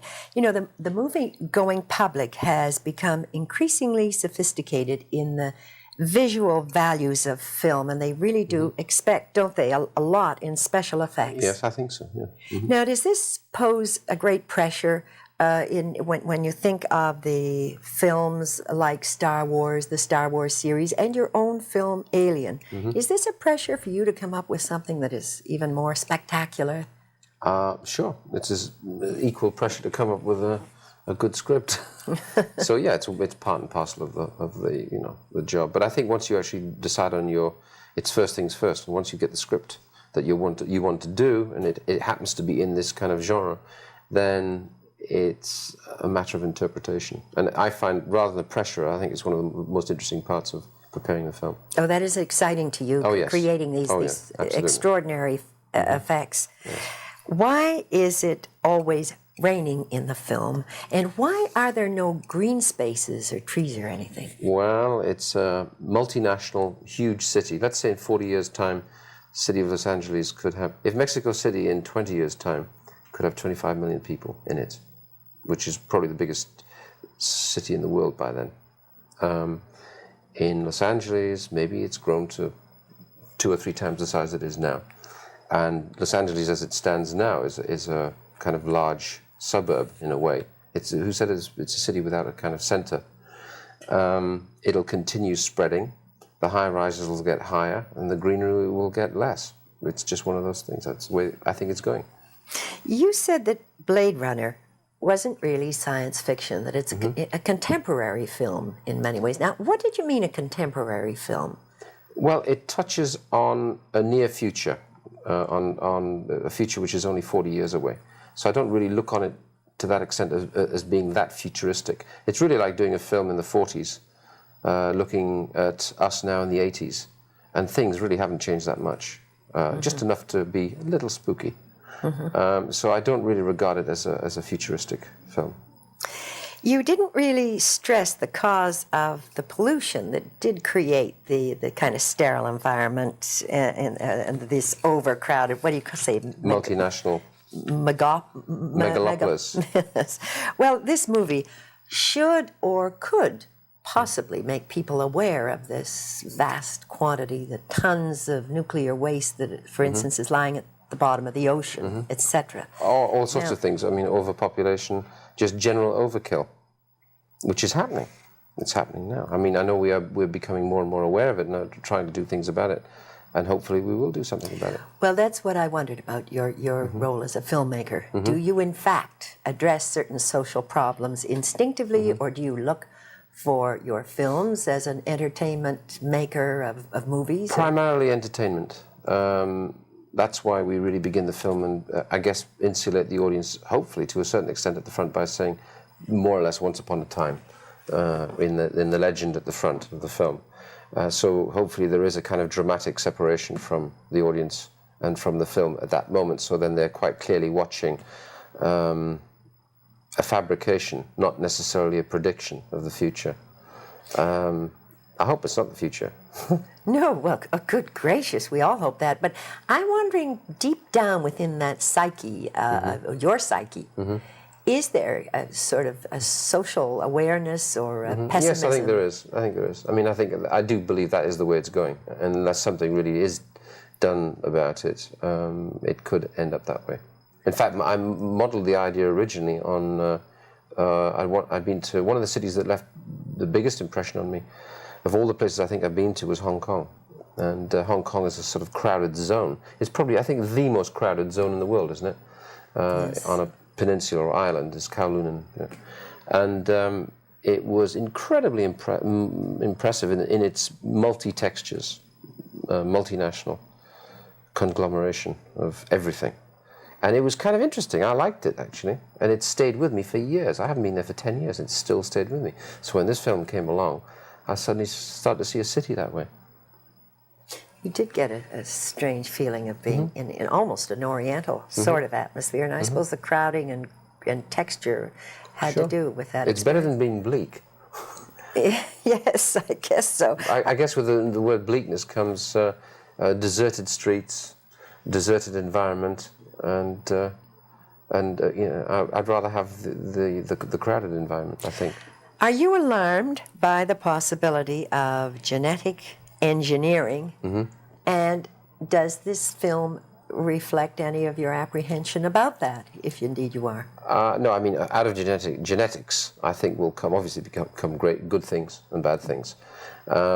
This is not a warning in any sense of the word. This is purely a dramatic device in the film for the very central, story to exist. The fact that we can, within 40 years, create under laboratory conditions something that is akin to a human being is, I think, is a possibility. Well, you see, the reason I'm asking you these questions, based partly on Alien 2, I'm wondering, I'm fascinated, of course, by you as a filmmaker and your mind, and avidly looking for things to read about you that tells me a little bit about yourself. A filmmaker must necessarily reveal a lot of himself. I think he does inevitably, and I think the more I do film, the more I realize, like being a journalist, that to a degree you have got a responsibility. Though you ought to have a bit of a sense of responsibility, because people do tend to believe what they're told, and do tend to believe what they're shown. Well, I hate to believe what I saw last night. That's why I said once upon a time at the front. Thank you very much. It was interesting to talk to you. Thank you. Now, you're a Dutch film star, and in Blade Runner, which is, I think, isn't it your first film that you've made here? No, I made Nighthawks. Oh yes, of course. And I made another one which is called Eureka, but it's not been released yet. Yeah. Well, you play a character who looks human but is not, and he was the product of genetic engineering. Could you tell us a little bit more and sort of fill in the audience a little bit about that character? Well, it's the story of the film is that they find five of this sort of characters walking around, and they decide that they don't belong in society because for some reasons they seem to be dangerous. And Harrison Ford is the one who has to chase us down. And we are designed to live for 4 years, and then just, you know, it goes bleep, and then we stop. And then, but for some reason, we should have been, you know, we should have died, but we don't. We haven't. And my character wants to see his maker and ask him for, you know, a few more years because he enjoys life. And but Harrison, you know, finds us. Well, we won't give any more of it away now, but that does give a good rundown on your part. Forgive me for being personal, but you're an extremely handsome man, and usually handsome men play heroes. Why did you choose to play a villain? Well, I don't think this is a villain. I think you... what is wrong with a man who doesn't... I mean, from the point where they start chasing him, he just wants to live a little longer. He hasn't done so much harm. You don't see him do any harm, and then they start chasing him down. And well, he has to fight once in a while because that's survival.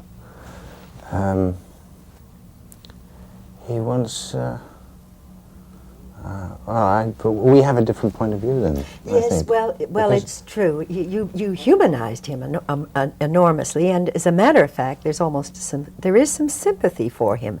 But of course, I suppose looking at the film, you somehow have to root for the human, for the real human, because that's just instinctive in us, isn't it? Well, yes, it is.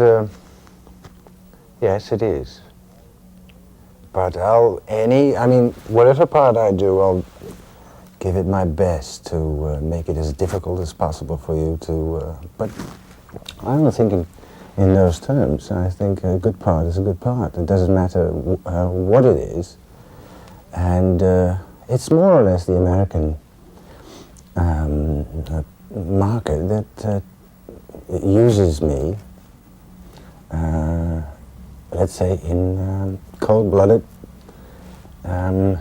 villains.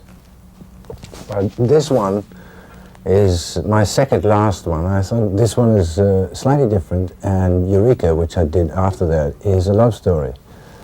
So I will avoid getting into, you know... Stereotype. Yes. Yes, I'm glad. And you'd be marvelous in a love story because, you know, it's time to have a new sort of... Well, yeah. handsome leading man around. Oh, well... You know. It's...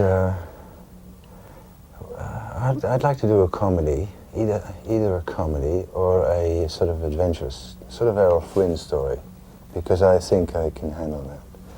But I have to see what is coming now, and I mean, a good script doesn't matter what it is, really. As long as it is a good script, yes. Of course. I understand that. But you did. I must tell you that we have the same point of view from your Batty character, because you did make the audience, particularly the women, very sorry that he was about to be terminated and chased around like that. Now, Holland is a comparatively small country. I hope it's not only for the women, though. Well, really? I can't speak for the men. No. Sorry. Holland is a comparatively small country, and yet, how big is your film industry? Have you got a big film industry? Well, no, of course we don't, because we make about 10 a year.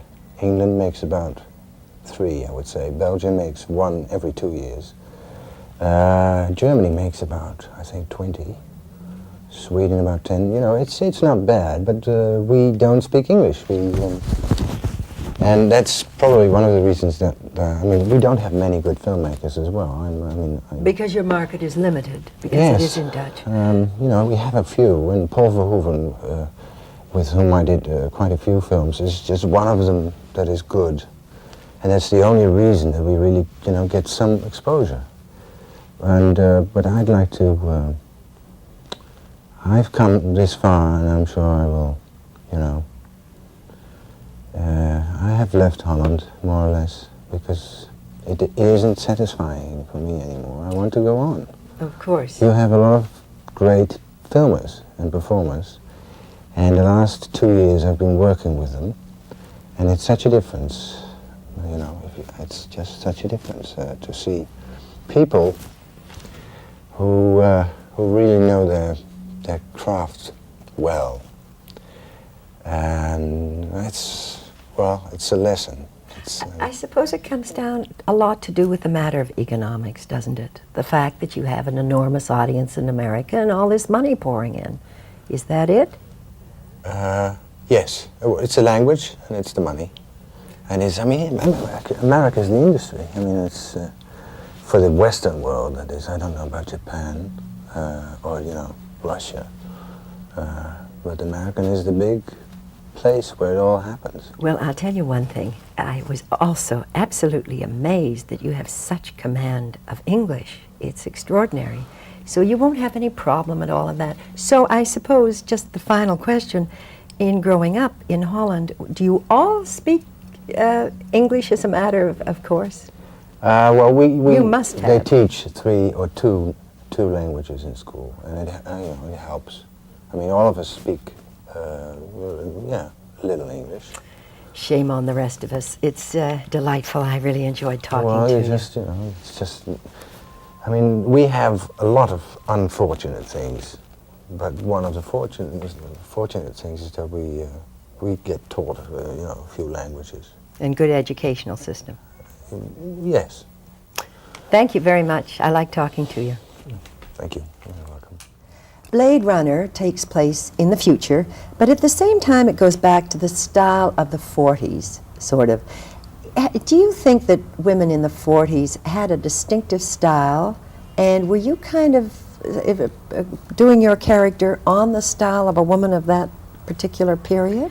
The fashion of my character was definitely 1940-ish, and it's as if fashion has made a figure eight, starting in the 1940s, going to 1980, and then going to 2020.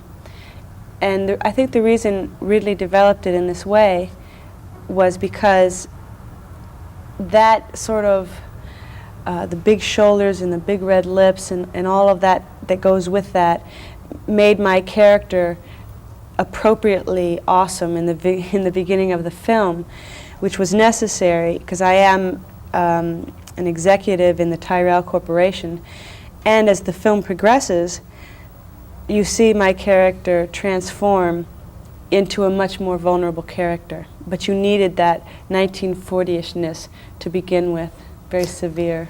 Interesting to look at how the contemporary generation views the women of the 40s, because, you know, I hadn't thought of the women of the 40s, of which I am one, being in any way awesome. But I suppose with our Betty Grable hairdos and bright ruby red lips, I suppose we were. Awesome, not necessarily in reality during the 1940s, but in the films in 1940s is a big difference. I mean, the only thing that is left over of the 40s are the films. And it are the things that people have written down because the time is past. So I don't think anybody is really in reality that way. But what's left over on film are Joan Crawford. Well, actually, she was in the 30s, wasn't she? Well, but she spilled over to the 40s. Yeah. Yes, and I can see that. Now you're dealing with a far-out concept of genetics, of course, of man-created human robots, and movies do tend to reflect a little of the fears or thoughts that are going on, and test tube babies are now in the news, and surrogate mothers. Have you any particular prejudice against or opinion as far as surrogate mothers are concerned, for instance? The film deals with one thing, and that's I must come into contact with the fact that I am not real, that I am not human, that I have been artificially made, that I'm genetically engineered, and this is the climax of my character's transformation within the film. the important thing to realize is that it's possible by the year 2020 to maybe have human beings that are genetically engineered, maybe have that type of world that's portrayed in Blade Runner. I'm going to be alive in the year 2020, so I certainly hope that the world isn't as bleak as it's portrayed in Blade Runner, but the statement that Blade Runner makes about that is one that gives one pause. Just as a sort of amusing thought on a very serious subject, if you could genetically engineer a man to your specifications, what qualities would you look for? I might avoid running into Deckard again. I might definitely avoid that, but if I could genetically engineer my own man, well, let's see, Clark Gable would do. Okay, I'll think about that. You know, at one time, glamorous, beautiful, sexy movie stars, and again, I'm going back to the 30s and 40s and that era, could not be mothers. They couldn't be mothers and beautiful. If they had children, they put them in a closet and hid them, they were hiding them away because of the image. How do you stand now? Because I know that the recession and bad times produce conservative men and conservative women. How is it now? Are women more free to have children and talk about it? And That's an interesting question, very interesting question. I have a few concerns of my own, and one of them is being able to be a successful career person and in the right time have a family. It's not something that I really think about right now. I put so much energy into my own career and into the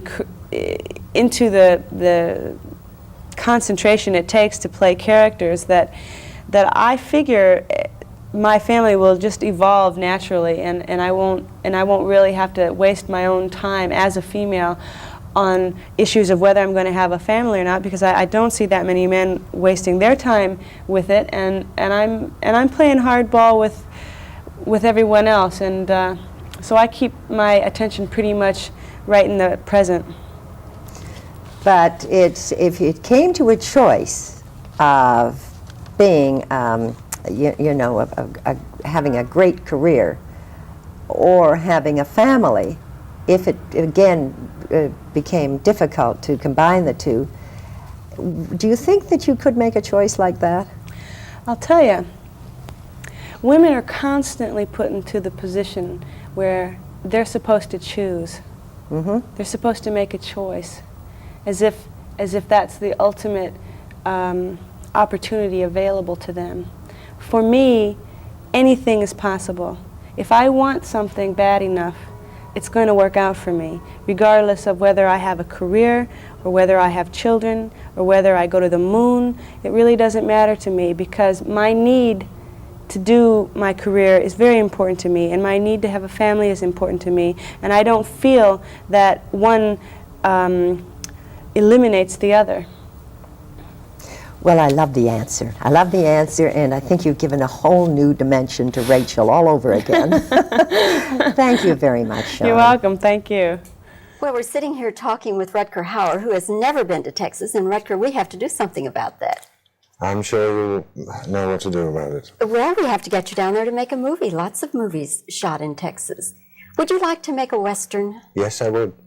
What kind of person? Would you like to be the hero or the villain, or? Well, if the horse is good, I'd like to be the horse. You'd like to be the horse? I don't know, that's going to be a heck of a makeup. No, it doesn't matter. It doesn't matter. I mean, if it gets serious, if you want to be serious about it, I don't know. It's any good film is good enough for me, but that's a lot to ask, of course. And if it's a Western, it's fine. And I might do a Western. I don't know. It's but maybe I should do it in my private time. I don't know. I like horse riding. Well, we'll keep that on hold for a minute. Right now, I'd like to talk about Blade Runner, because that's the reason we're here. And, of course, you're playing a villain, and you're playing also around a lot of special effects. Is this your first time to ever be in a film with this many special effects? Yes. What do you mean by special effects? Well, Yeah, you mean the cars in the air? All yeah, the I things. guess there are a lot. And they didn't bother me, though. They really didn't bother me. We were very down to earth, and they didn't interfere. And if they weren't there, so once in a while, I had a hard time lifting Harrison with one arm. But I trained, of course. It worked out a lot. Had a little help from the special effects people there. But we don't want to give that away, do we? No. No. We'll let them think that you're this superhuman who lifted Harrison Ford with one arm. Yeah. There was a siren in that last question. Oh. Oh, yes. All right. We'll start again then. Okay. Let me just rephrase it. As far as special effects, it seems to me that the American filmmakers are heavier into special effects than Europeans. Do you find that to be so? Yes, I think so, because they can do it. I mean, we couldn't do it. We couldn't afford it. I mean, in Europe, we don't have the knowledge. We don't have the people that can do it. If we want to do anything like that, we have to fly them in. You know, and that's probably it's a part of the business that is developing itself, and I'm sure it's sometimes it's in the way, you know, but I think we'll always go back to the human factor in films, because that's still probably one of the major things that is interesting. Do you think that sometimes the special effects or all these other things get in the way of what you're trying to do in a particular scene? In other words, the director says, you must do this so I can do so-and-so. Well, sometimes maybe, but not in this film. There's not that much. I mean, does it strike you as a film that has too many? No, except that it does have a lot of special effects. Well, it's fiction, and it's Right. designed. There's not one shot you can do without a special design, and there's no way in this sort of film you could get around it. It's all studio work. Do you find that working with American filmmakers and American producers, that you're more apt to be typecast than you would be working with Europeans? Well, I don't know. I think out of experience and out of risk, Americans try to play it safer than we do, which is probably good for the money. Probably, I don't know, because it's our job, and I don't know anything about that sort of. Yeah, maybe. Is it good for the actor, though? Well, if you don't want to do it, you just don't do it. I mean, that's the choice, isn't it? Have you turned down roles that simply because you said, no, I've done that, I don't want to do that? Yes. Yes. Yes. Which roles? I don't. Well, you have to believe me. I never want to do a. This is just personal. I never want to do anything twice. I don't want to do Rocky 4 or Star Wars 3 or Blade Runner 52. I just don't, as an actor, I just feel so uncomfortable. Because if you do one, you're taking the chance away that you might have done another wonderful film instead of, repeating yourself. I have, and I can see America does that a lot. And I mean, the choice is not up to me now, but I would never do that. That's the choice I've made in my head. Would you not do it? Well, let me put it this way. Many American film actors do those 2s and 3s because of the money, and it's just money in the bank for the future and gives them then the freedom and the power to do other things. Would you not do it for that reason? Well, I don't know. I don't think so. I don't think so, because I think how are you able to know? You might have done something that is even more. I mean, if you do one thing and you do it well, it raises your price. if you repeat yourself, you do it well. Well, I don't know. There's so many rules in this game that I don't really know. So I'm just a bit afloat and follow my own thoughts on it. I just wouldn't do it. Given the same film, Mr. I tell you why. Because I think it's very dangerous to.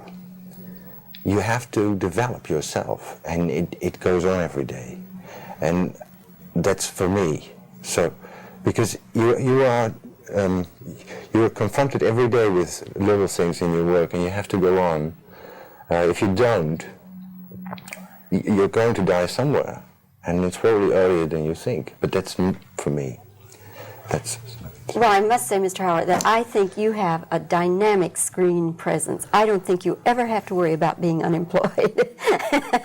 Well, it's good to. I don't have this feeling either. It's just the point, what level, and what I will do.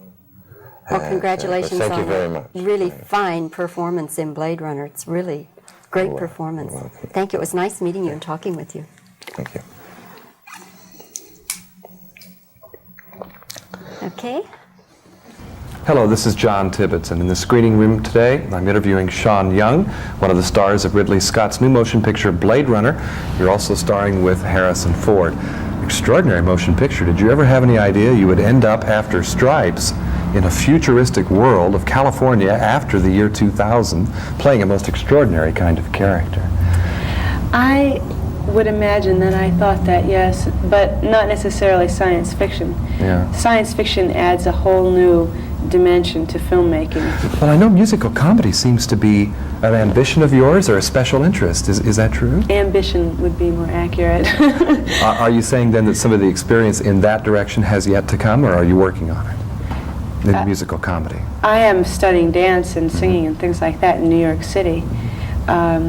Musical comedies are an ambition of mine, and science fiction is something that is very difficult for me to understand. So when I made the film, it was very technical work. I mean, just as far as lighting goes and things like that, because later on they're going to add special effects to it, and they're going to do all those kind of things. You have to kind of imagine a lot of what's happening on the set that isn't there at all in a movie of this nature. A lot of challenges there upon you as an actress, I would think. Not so much imagining things that aren't there. What's really interesting about the film is that in the year 14, 21, yeah, it's 2020. I'm going to be alive. I'm going to be alive in the year 2020, and I just hope that I'm not living in a place like that when I finally get to the year 2020, because it's portrayed as more of the deterioration of our society rather than the strengthening of it. And I truly believe that my wonderful country is getting better rather than deteriorating. And Blade Runner shows you in the grip of a nightmare that, who knows, might end up coming to a lot of people in the future. Describe to us the kind of nightmare you're in, the question about your identity. Well, the funny thing is that my character, Rachel, is absolutely possible by the year 2020. It's absolutely possible that I could be genetically engineered by that time. That's what made it very easy to play the character, because it is possible. Knowing that was a source of direction for me in the character. You even say to Harrison Ford, possibility here that maybe you too could be genetically engineered. Right. I mean, why not? There were times in the film when thinking about, I mean, as far as, as an actress, you mull around for a long time trying to find who your character is. And you do that by yourself. You do that when you wash the dishes. I mean, you do that when you're on your own time, and it's just peacetime with your own character. And there were times when actually thinking about the fact that in the year 2020, I'm going to be alive, was sort of pin-prickling. And you're absolutely essential to the film, too, because that nightmare, as I've described, that you're in, really stands at the core of the movie. How do we really know who we are? And how do we know how much time is left to us? Now, and because you have a limited lifespan here. If I have feelings, how does that make me any different than you? Mm-hmm. How does that make me less of a person just because I was engineered, if I have feelings as well? It's like an important question even now, you know, when you think about slaughtering animals and everything. I mean, there are some feelings that are aroused in a person when they watch Blade Runner, because it can affect you on many different levels as far as where our society is going and where we are as people and what we really take for granted. You know, I have to ask you this, pardon me, but so many of my friends out there will absolutely kill me unless I do. What was it like working with Harrison Ford, especially in the love scenes? Can't help it, I've got to ask it. No big deal. No big deal. No big deal, folks, really, no. Harrison was very, it wasn't, you know, my heart didn't beat, you know, with romantic love fever. Were you too busy perspiring all of the time? I'm too busy working on my own character to really be concerned with Harrison at that time. And Harrison is really too busy working on his character to really be concerned with me. And it's very strange that that would be the case in a love scene where, you know, two people are coming together there. But because of the nature of that love scene, because it's very violent, I mean, it's not exactly the most tender love scene you've ever seen. Well, he kind of gets into a macho routine with you there when you're alone together, and I was struck by that in the script. I wasn't quite sure maybe what was going on there. You think you weren't clear what was going on? Think how I felt. What was it like? You have feelings, but as an android, do you have to be instructed sort of in how to love? Well, that's the whole point. Basically, what I am is a person who doesn't have any love or sexual experience at all.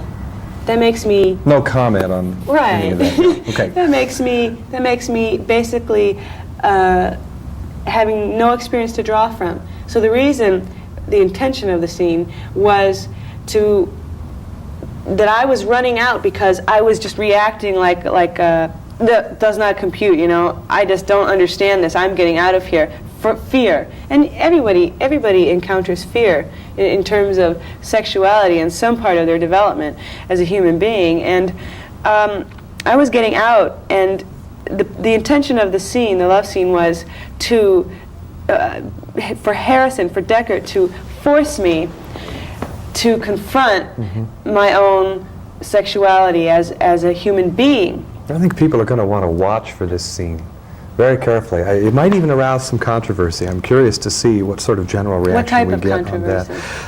Well, for example, feminists out there, they might be wanting to jump on a scene like that, saying you play a very vulnerable female character capable of a lot of feelings, but yet the male has to instruct you, that sort of thing. Is that something that never has bothered you about doing that scene? The scene is not a scene I'd want to do over again. No? It's not a scene I'd want to do over again because of the violent intention of the character Deckard. I mean, it wasn't a pleasant scene. It wasn't the type of scene where you go, darling. You know, I mean, that wouldn't have been appropriate in terms of that scene anyhow. So you just, it's meant to arouse that type of feeling in you. It's not exactly a real love scene. Really, you know, it's not a real love scene. Sean, we're about out of time, and I hope you'll permit me simply to say that in a film that's going to get a lot of press because of its special effects and with Harrison Ford and all of that, there's a wonderful vulnerability that you have that, for my money, really is at the core of this movie. And I want to congratulate you on a fine performance, and Thank you. All of the best to you in Blade Runner. I'm John Tibbetts. Thank you very much. Hello and welcome to the screening room. I'm John Tibbetts, and the fella inside this magnificent shirt is Rutger Hauer, one of the stars of Ridley Scott's new motion picture, Blade Runner. Cut. We're off to a great start. This shirt, what a distraction, is but where did you get that? In Holland. It's great. It's a Japanese designer, and since Blade Runner, you know, there's a lot of Japanese designs as well. And Blade Runner, I thought, I might have been. You've made a lot of motion pictures in Holland, of course. You're a very big star there. In fact, that's where I first saw you, not in Holland, but in Soldier of Orange. And in that and Max Havelaar, I found myself thinking, how long will it be until we see him on our own screens here? Now, Blade Runner, of course, was made in this country. In this and Nighthawks both, characters that are sort of villainous, but yet maybe not completely so. How do you feel about that? Do you like villains? Do you want to temper them with more honest characteristics at the same time? I don't see the villain so much. I think Harrison is the villain. Oh, this is okay. Definitely. No, let's talk about that now. Harrison is the villain. Why is that? He's trying to keep you from doing something, isn't he? Well, you tell me what you think is a villain, because what is a villain? The person out there in that audience that gets a reaction that I don't like this person, and I want to see this person stopped. I think I would define that as a villain. I don't want him to prevail. Yeah, okay. Except that's what Harrison is trying to do to you, though, isn't it? Yes, but I don't. I think my idea of a villain is somebody who wants to do some, nasty, bad things. And Harrison's character finds his motivation that he has to kill 5 replicants, which we are. Yeah, the term retirement. Because they are sort of dangerous. And they say they sort of found a spaceship and people got killed, but you never see that happen in the film. It's just one of the stories they give you that they are a bit dangerous. But I mean, Whereas the thing you're trying to do in Blade Runner is quite a bit different, isn't it? You want to stay alive. Yes, I want to. We've given by our engineering master, we've been giving 4 years, and I'm enjoying life, and I want more than 4, maybe 5, And that's the goal, and then he refuses to do that. And then there's a fuse that blows. And, Without giving away too many things, but I do want to allude to this, Rutger. At the end of the picture, very important confrontation between you and Harrison Ford. You do some strange things during this battle, because I get the impression we're supposed to see that you're beginning to deteriorate. You're beginning to run down. And you go a little crazy. A lot of preparations on a scene like that. Did you work that out in advance with Mr. Scott, or what? Well, it's more or less a timing thing where we decided, it's not a lot of work, it's just, a matter of decide where we will, put those sort of things in, and then you work it out on the set what to do. Were you permitted to improvise? Oh, yes, a lot. I mean, I could do a lot with Ridley. I mean, I was very happy that he left me. He gave me so much freedom. I've asked him already about his style. He surrounds you with mists and rains, and must be rather uncomfortable working on his set. You're wet most of the time. Yes, in one of the scenes I've been sitting on a roof for about 7 days, almost naked, in the rain and the wind, from about 6 in the evening until 5 in the morning, with a few breaks, but that was a bit rough. Here's a director who seems to impose certain demands upon you. Yes, it was at the end of the 5 months shooting period, so I was pretty exhausted and pretty cold. And it's also physically taxing in so many ways, referring back now to Max Havelaar and Soldier of Orange. But we get paid very well. Well, at the time, maybe it may not be much of a consolation. Well, physical roles are something that, look at this guy. Physical roles are something that you can excel in. Now, do you see that as a possible trap? Well, no, not for me. Not for me. I can do, I have more to offer. What about that, though? Let's talk about it. For example, you've done some alpine climbing and things like that. Those thighs are not accidental. There's been a lot of training there of some sort in your background? No, I haven't done any real training. I've never done really much into about my physical appearance. I don't really care. But of course, I'm gifted with a few things that most people don't have. So, Well, how do you feel about Soldier of Orange? I keep wanting to get back to that because I think it's a wonderful film that didn't get near enough attention. Blade Runner will. But Soldier didn't. How do you feel about that? Was it important in your own career? Well, Soldier of Orange did what made it possible for me to work here, and it wasn't released, too properly. But there's some. You have to be, and it's out of your hands. It's. I mean, they can put my next film on the shelf for 10 years. That's just the way it is. Listeners out there may not be realizing yet that English is not really your first language. You're very eloquent in it, but how long have you been speaking it? Just a few years? No, I've been working on it for about 10 years now. Maybe no longer than that, 20 years. And it's, but the last couple of years I've been really working on it. Yeah, but how many languages are we talking about total, though? You're Well, 3, 4. Is this something then that will help you continue to make films on an international scale, not necessarily only here or only in Hollywood? Well, my German is as good as English, and if I get a good German role, I mean in Germany, for a German company, I would like to do that, but it's, I mean, Germany hasn't got, I mean, Fassbinder just died, so we've lost one of the good directors. I mean, America has them. I mean, has the people that know what to do and people that are good. Rutger, unfortunately, we're out of time. I'm talking to Rutger Hauer in Ridley Scott's Blade Runner, a hero, a villain, a disconcerting mixture of the two, maybe. Certainly one of the most arresting aspects, I think, of Blade Runner. I'm John Tibbetts. I'll talk to you again next time here in the screening room.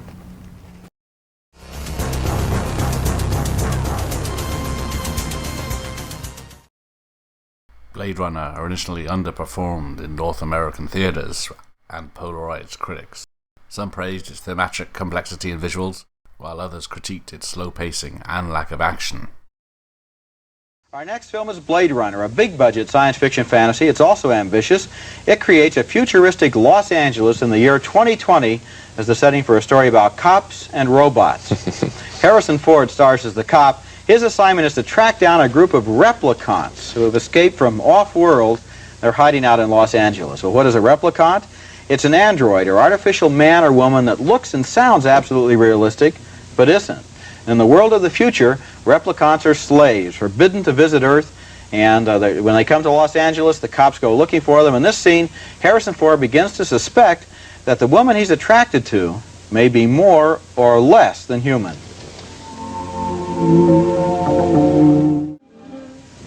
That's an actress named Sean Young as the woman who may or may not be a replicant.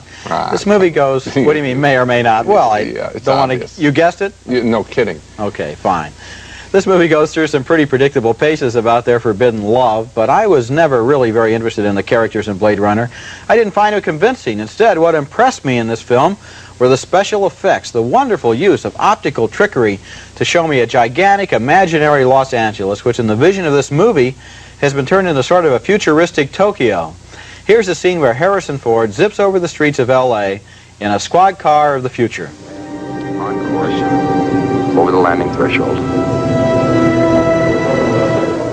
The special effects there were designed by a team led by Douglas Trumbull, who created the visuals for 2001 and Close Encounters of the Third Kind. He doesn't stop with flying squad cars and towering skyscrapers. He imagines all the details of life in the year 2020, right down to what the noodles will look like in a Japanese restaurant. They look just like noodles do today. Yeah, about creative, yeah. About halfway through Blade Runner, I realized I stopped caring about the people in the movie. I was interested mostly in the special effects. It's a great movie to look at, but a hard one to care about. I didn't appreciate the predictable story, the standard characters, the cliffhanging cliches, but I do think the special effects make Blade Runner worth going to see. I agree with part of your review. Predictable, cliches. What about the special effects? Dazzling for the first 20 minutes, and then what? I mean, this story goes no place as far as I'm concerned. I invested a lot of energy in this movie watching it because it was so striking looking. And Harrison Ford is an attractive actor, and he does take us through any adventure that he's in.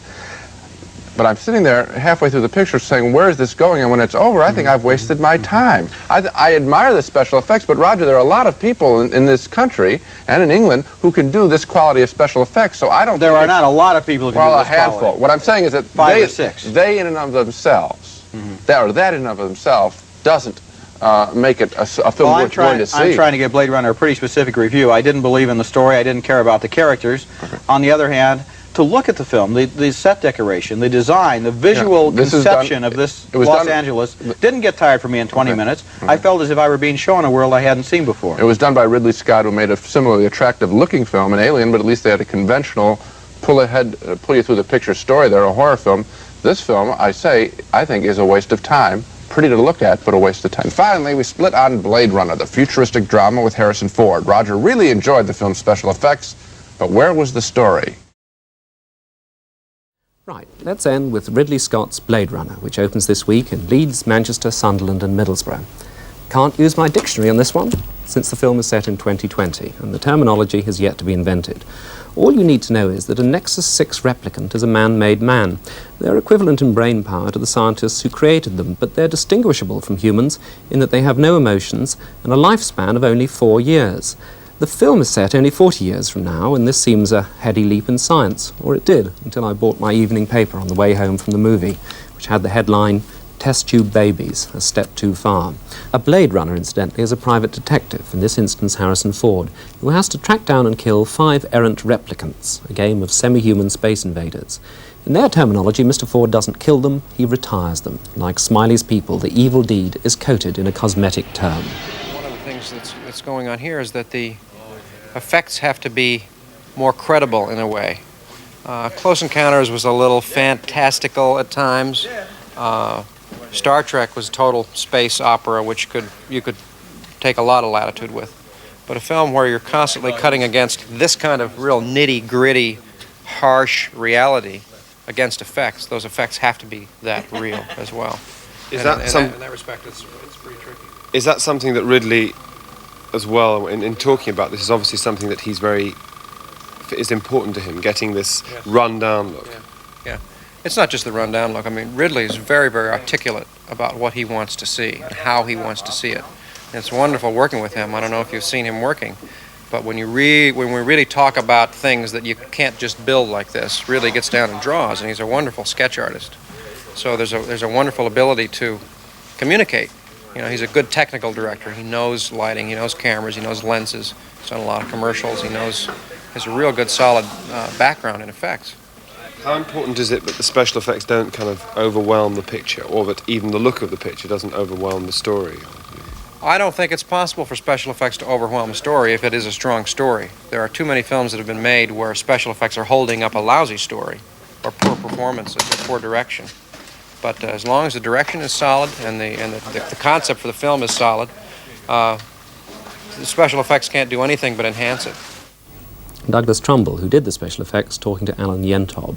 Indeed, Ridley Scott's vision of a future metropolis in this film is at once stunningly surreal and inventively practical. The cop cars float in the sky, machines respond to the human voice, and the city, dense with humanity like the streets of Calcutta, is peopled by an ethnic mix of every race and more.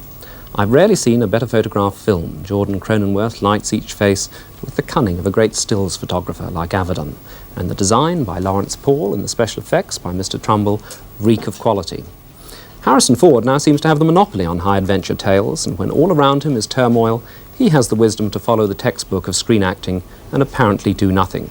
But he's obliged to do a voiceover to further the story, and this seems a weak afterthought. And there's a sequence at the end with a car going through the mountains that appears to have been pinched from the beginning of The Shining. Did Ridley Scott buy an illegal cassette? And does Stanley Kubrick know? The excellence of the craft in this film is let down by one thing, the script. The story doesn't build, it dilutes, which is a great shame. In a way, the pace of the film is sacrificed on the altar of style. It really needed a reworking by some sharp writers, because, as they say on Broadway, if it ain't on the page, it ain't on the stage.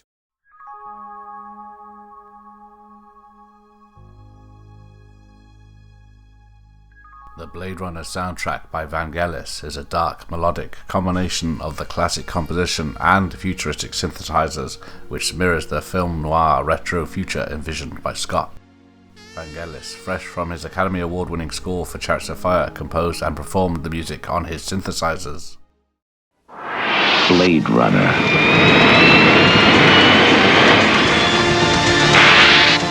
He's running on the edge of the future. He's running out of time.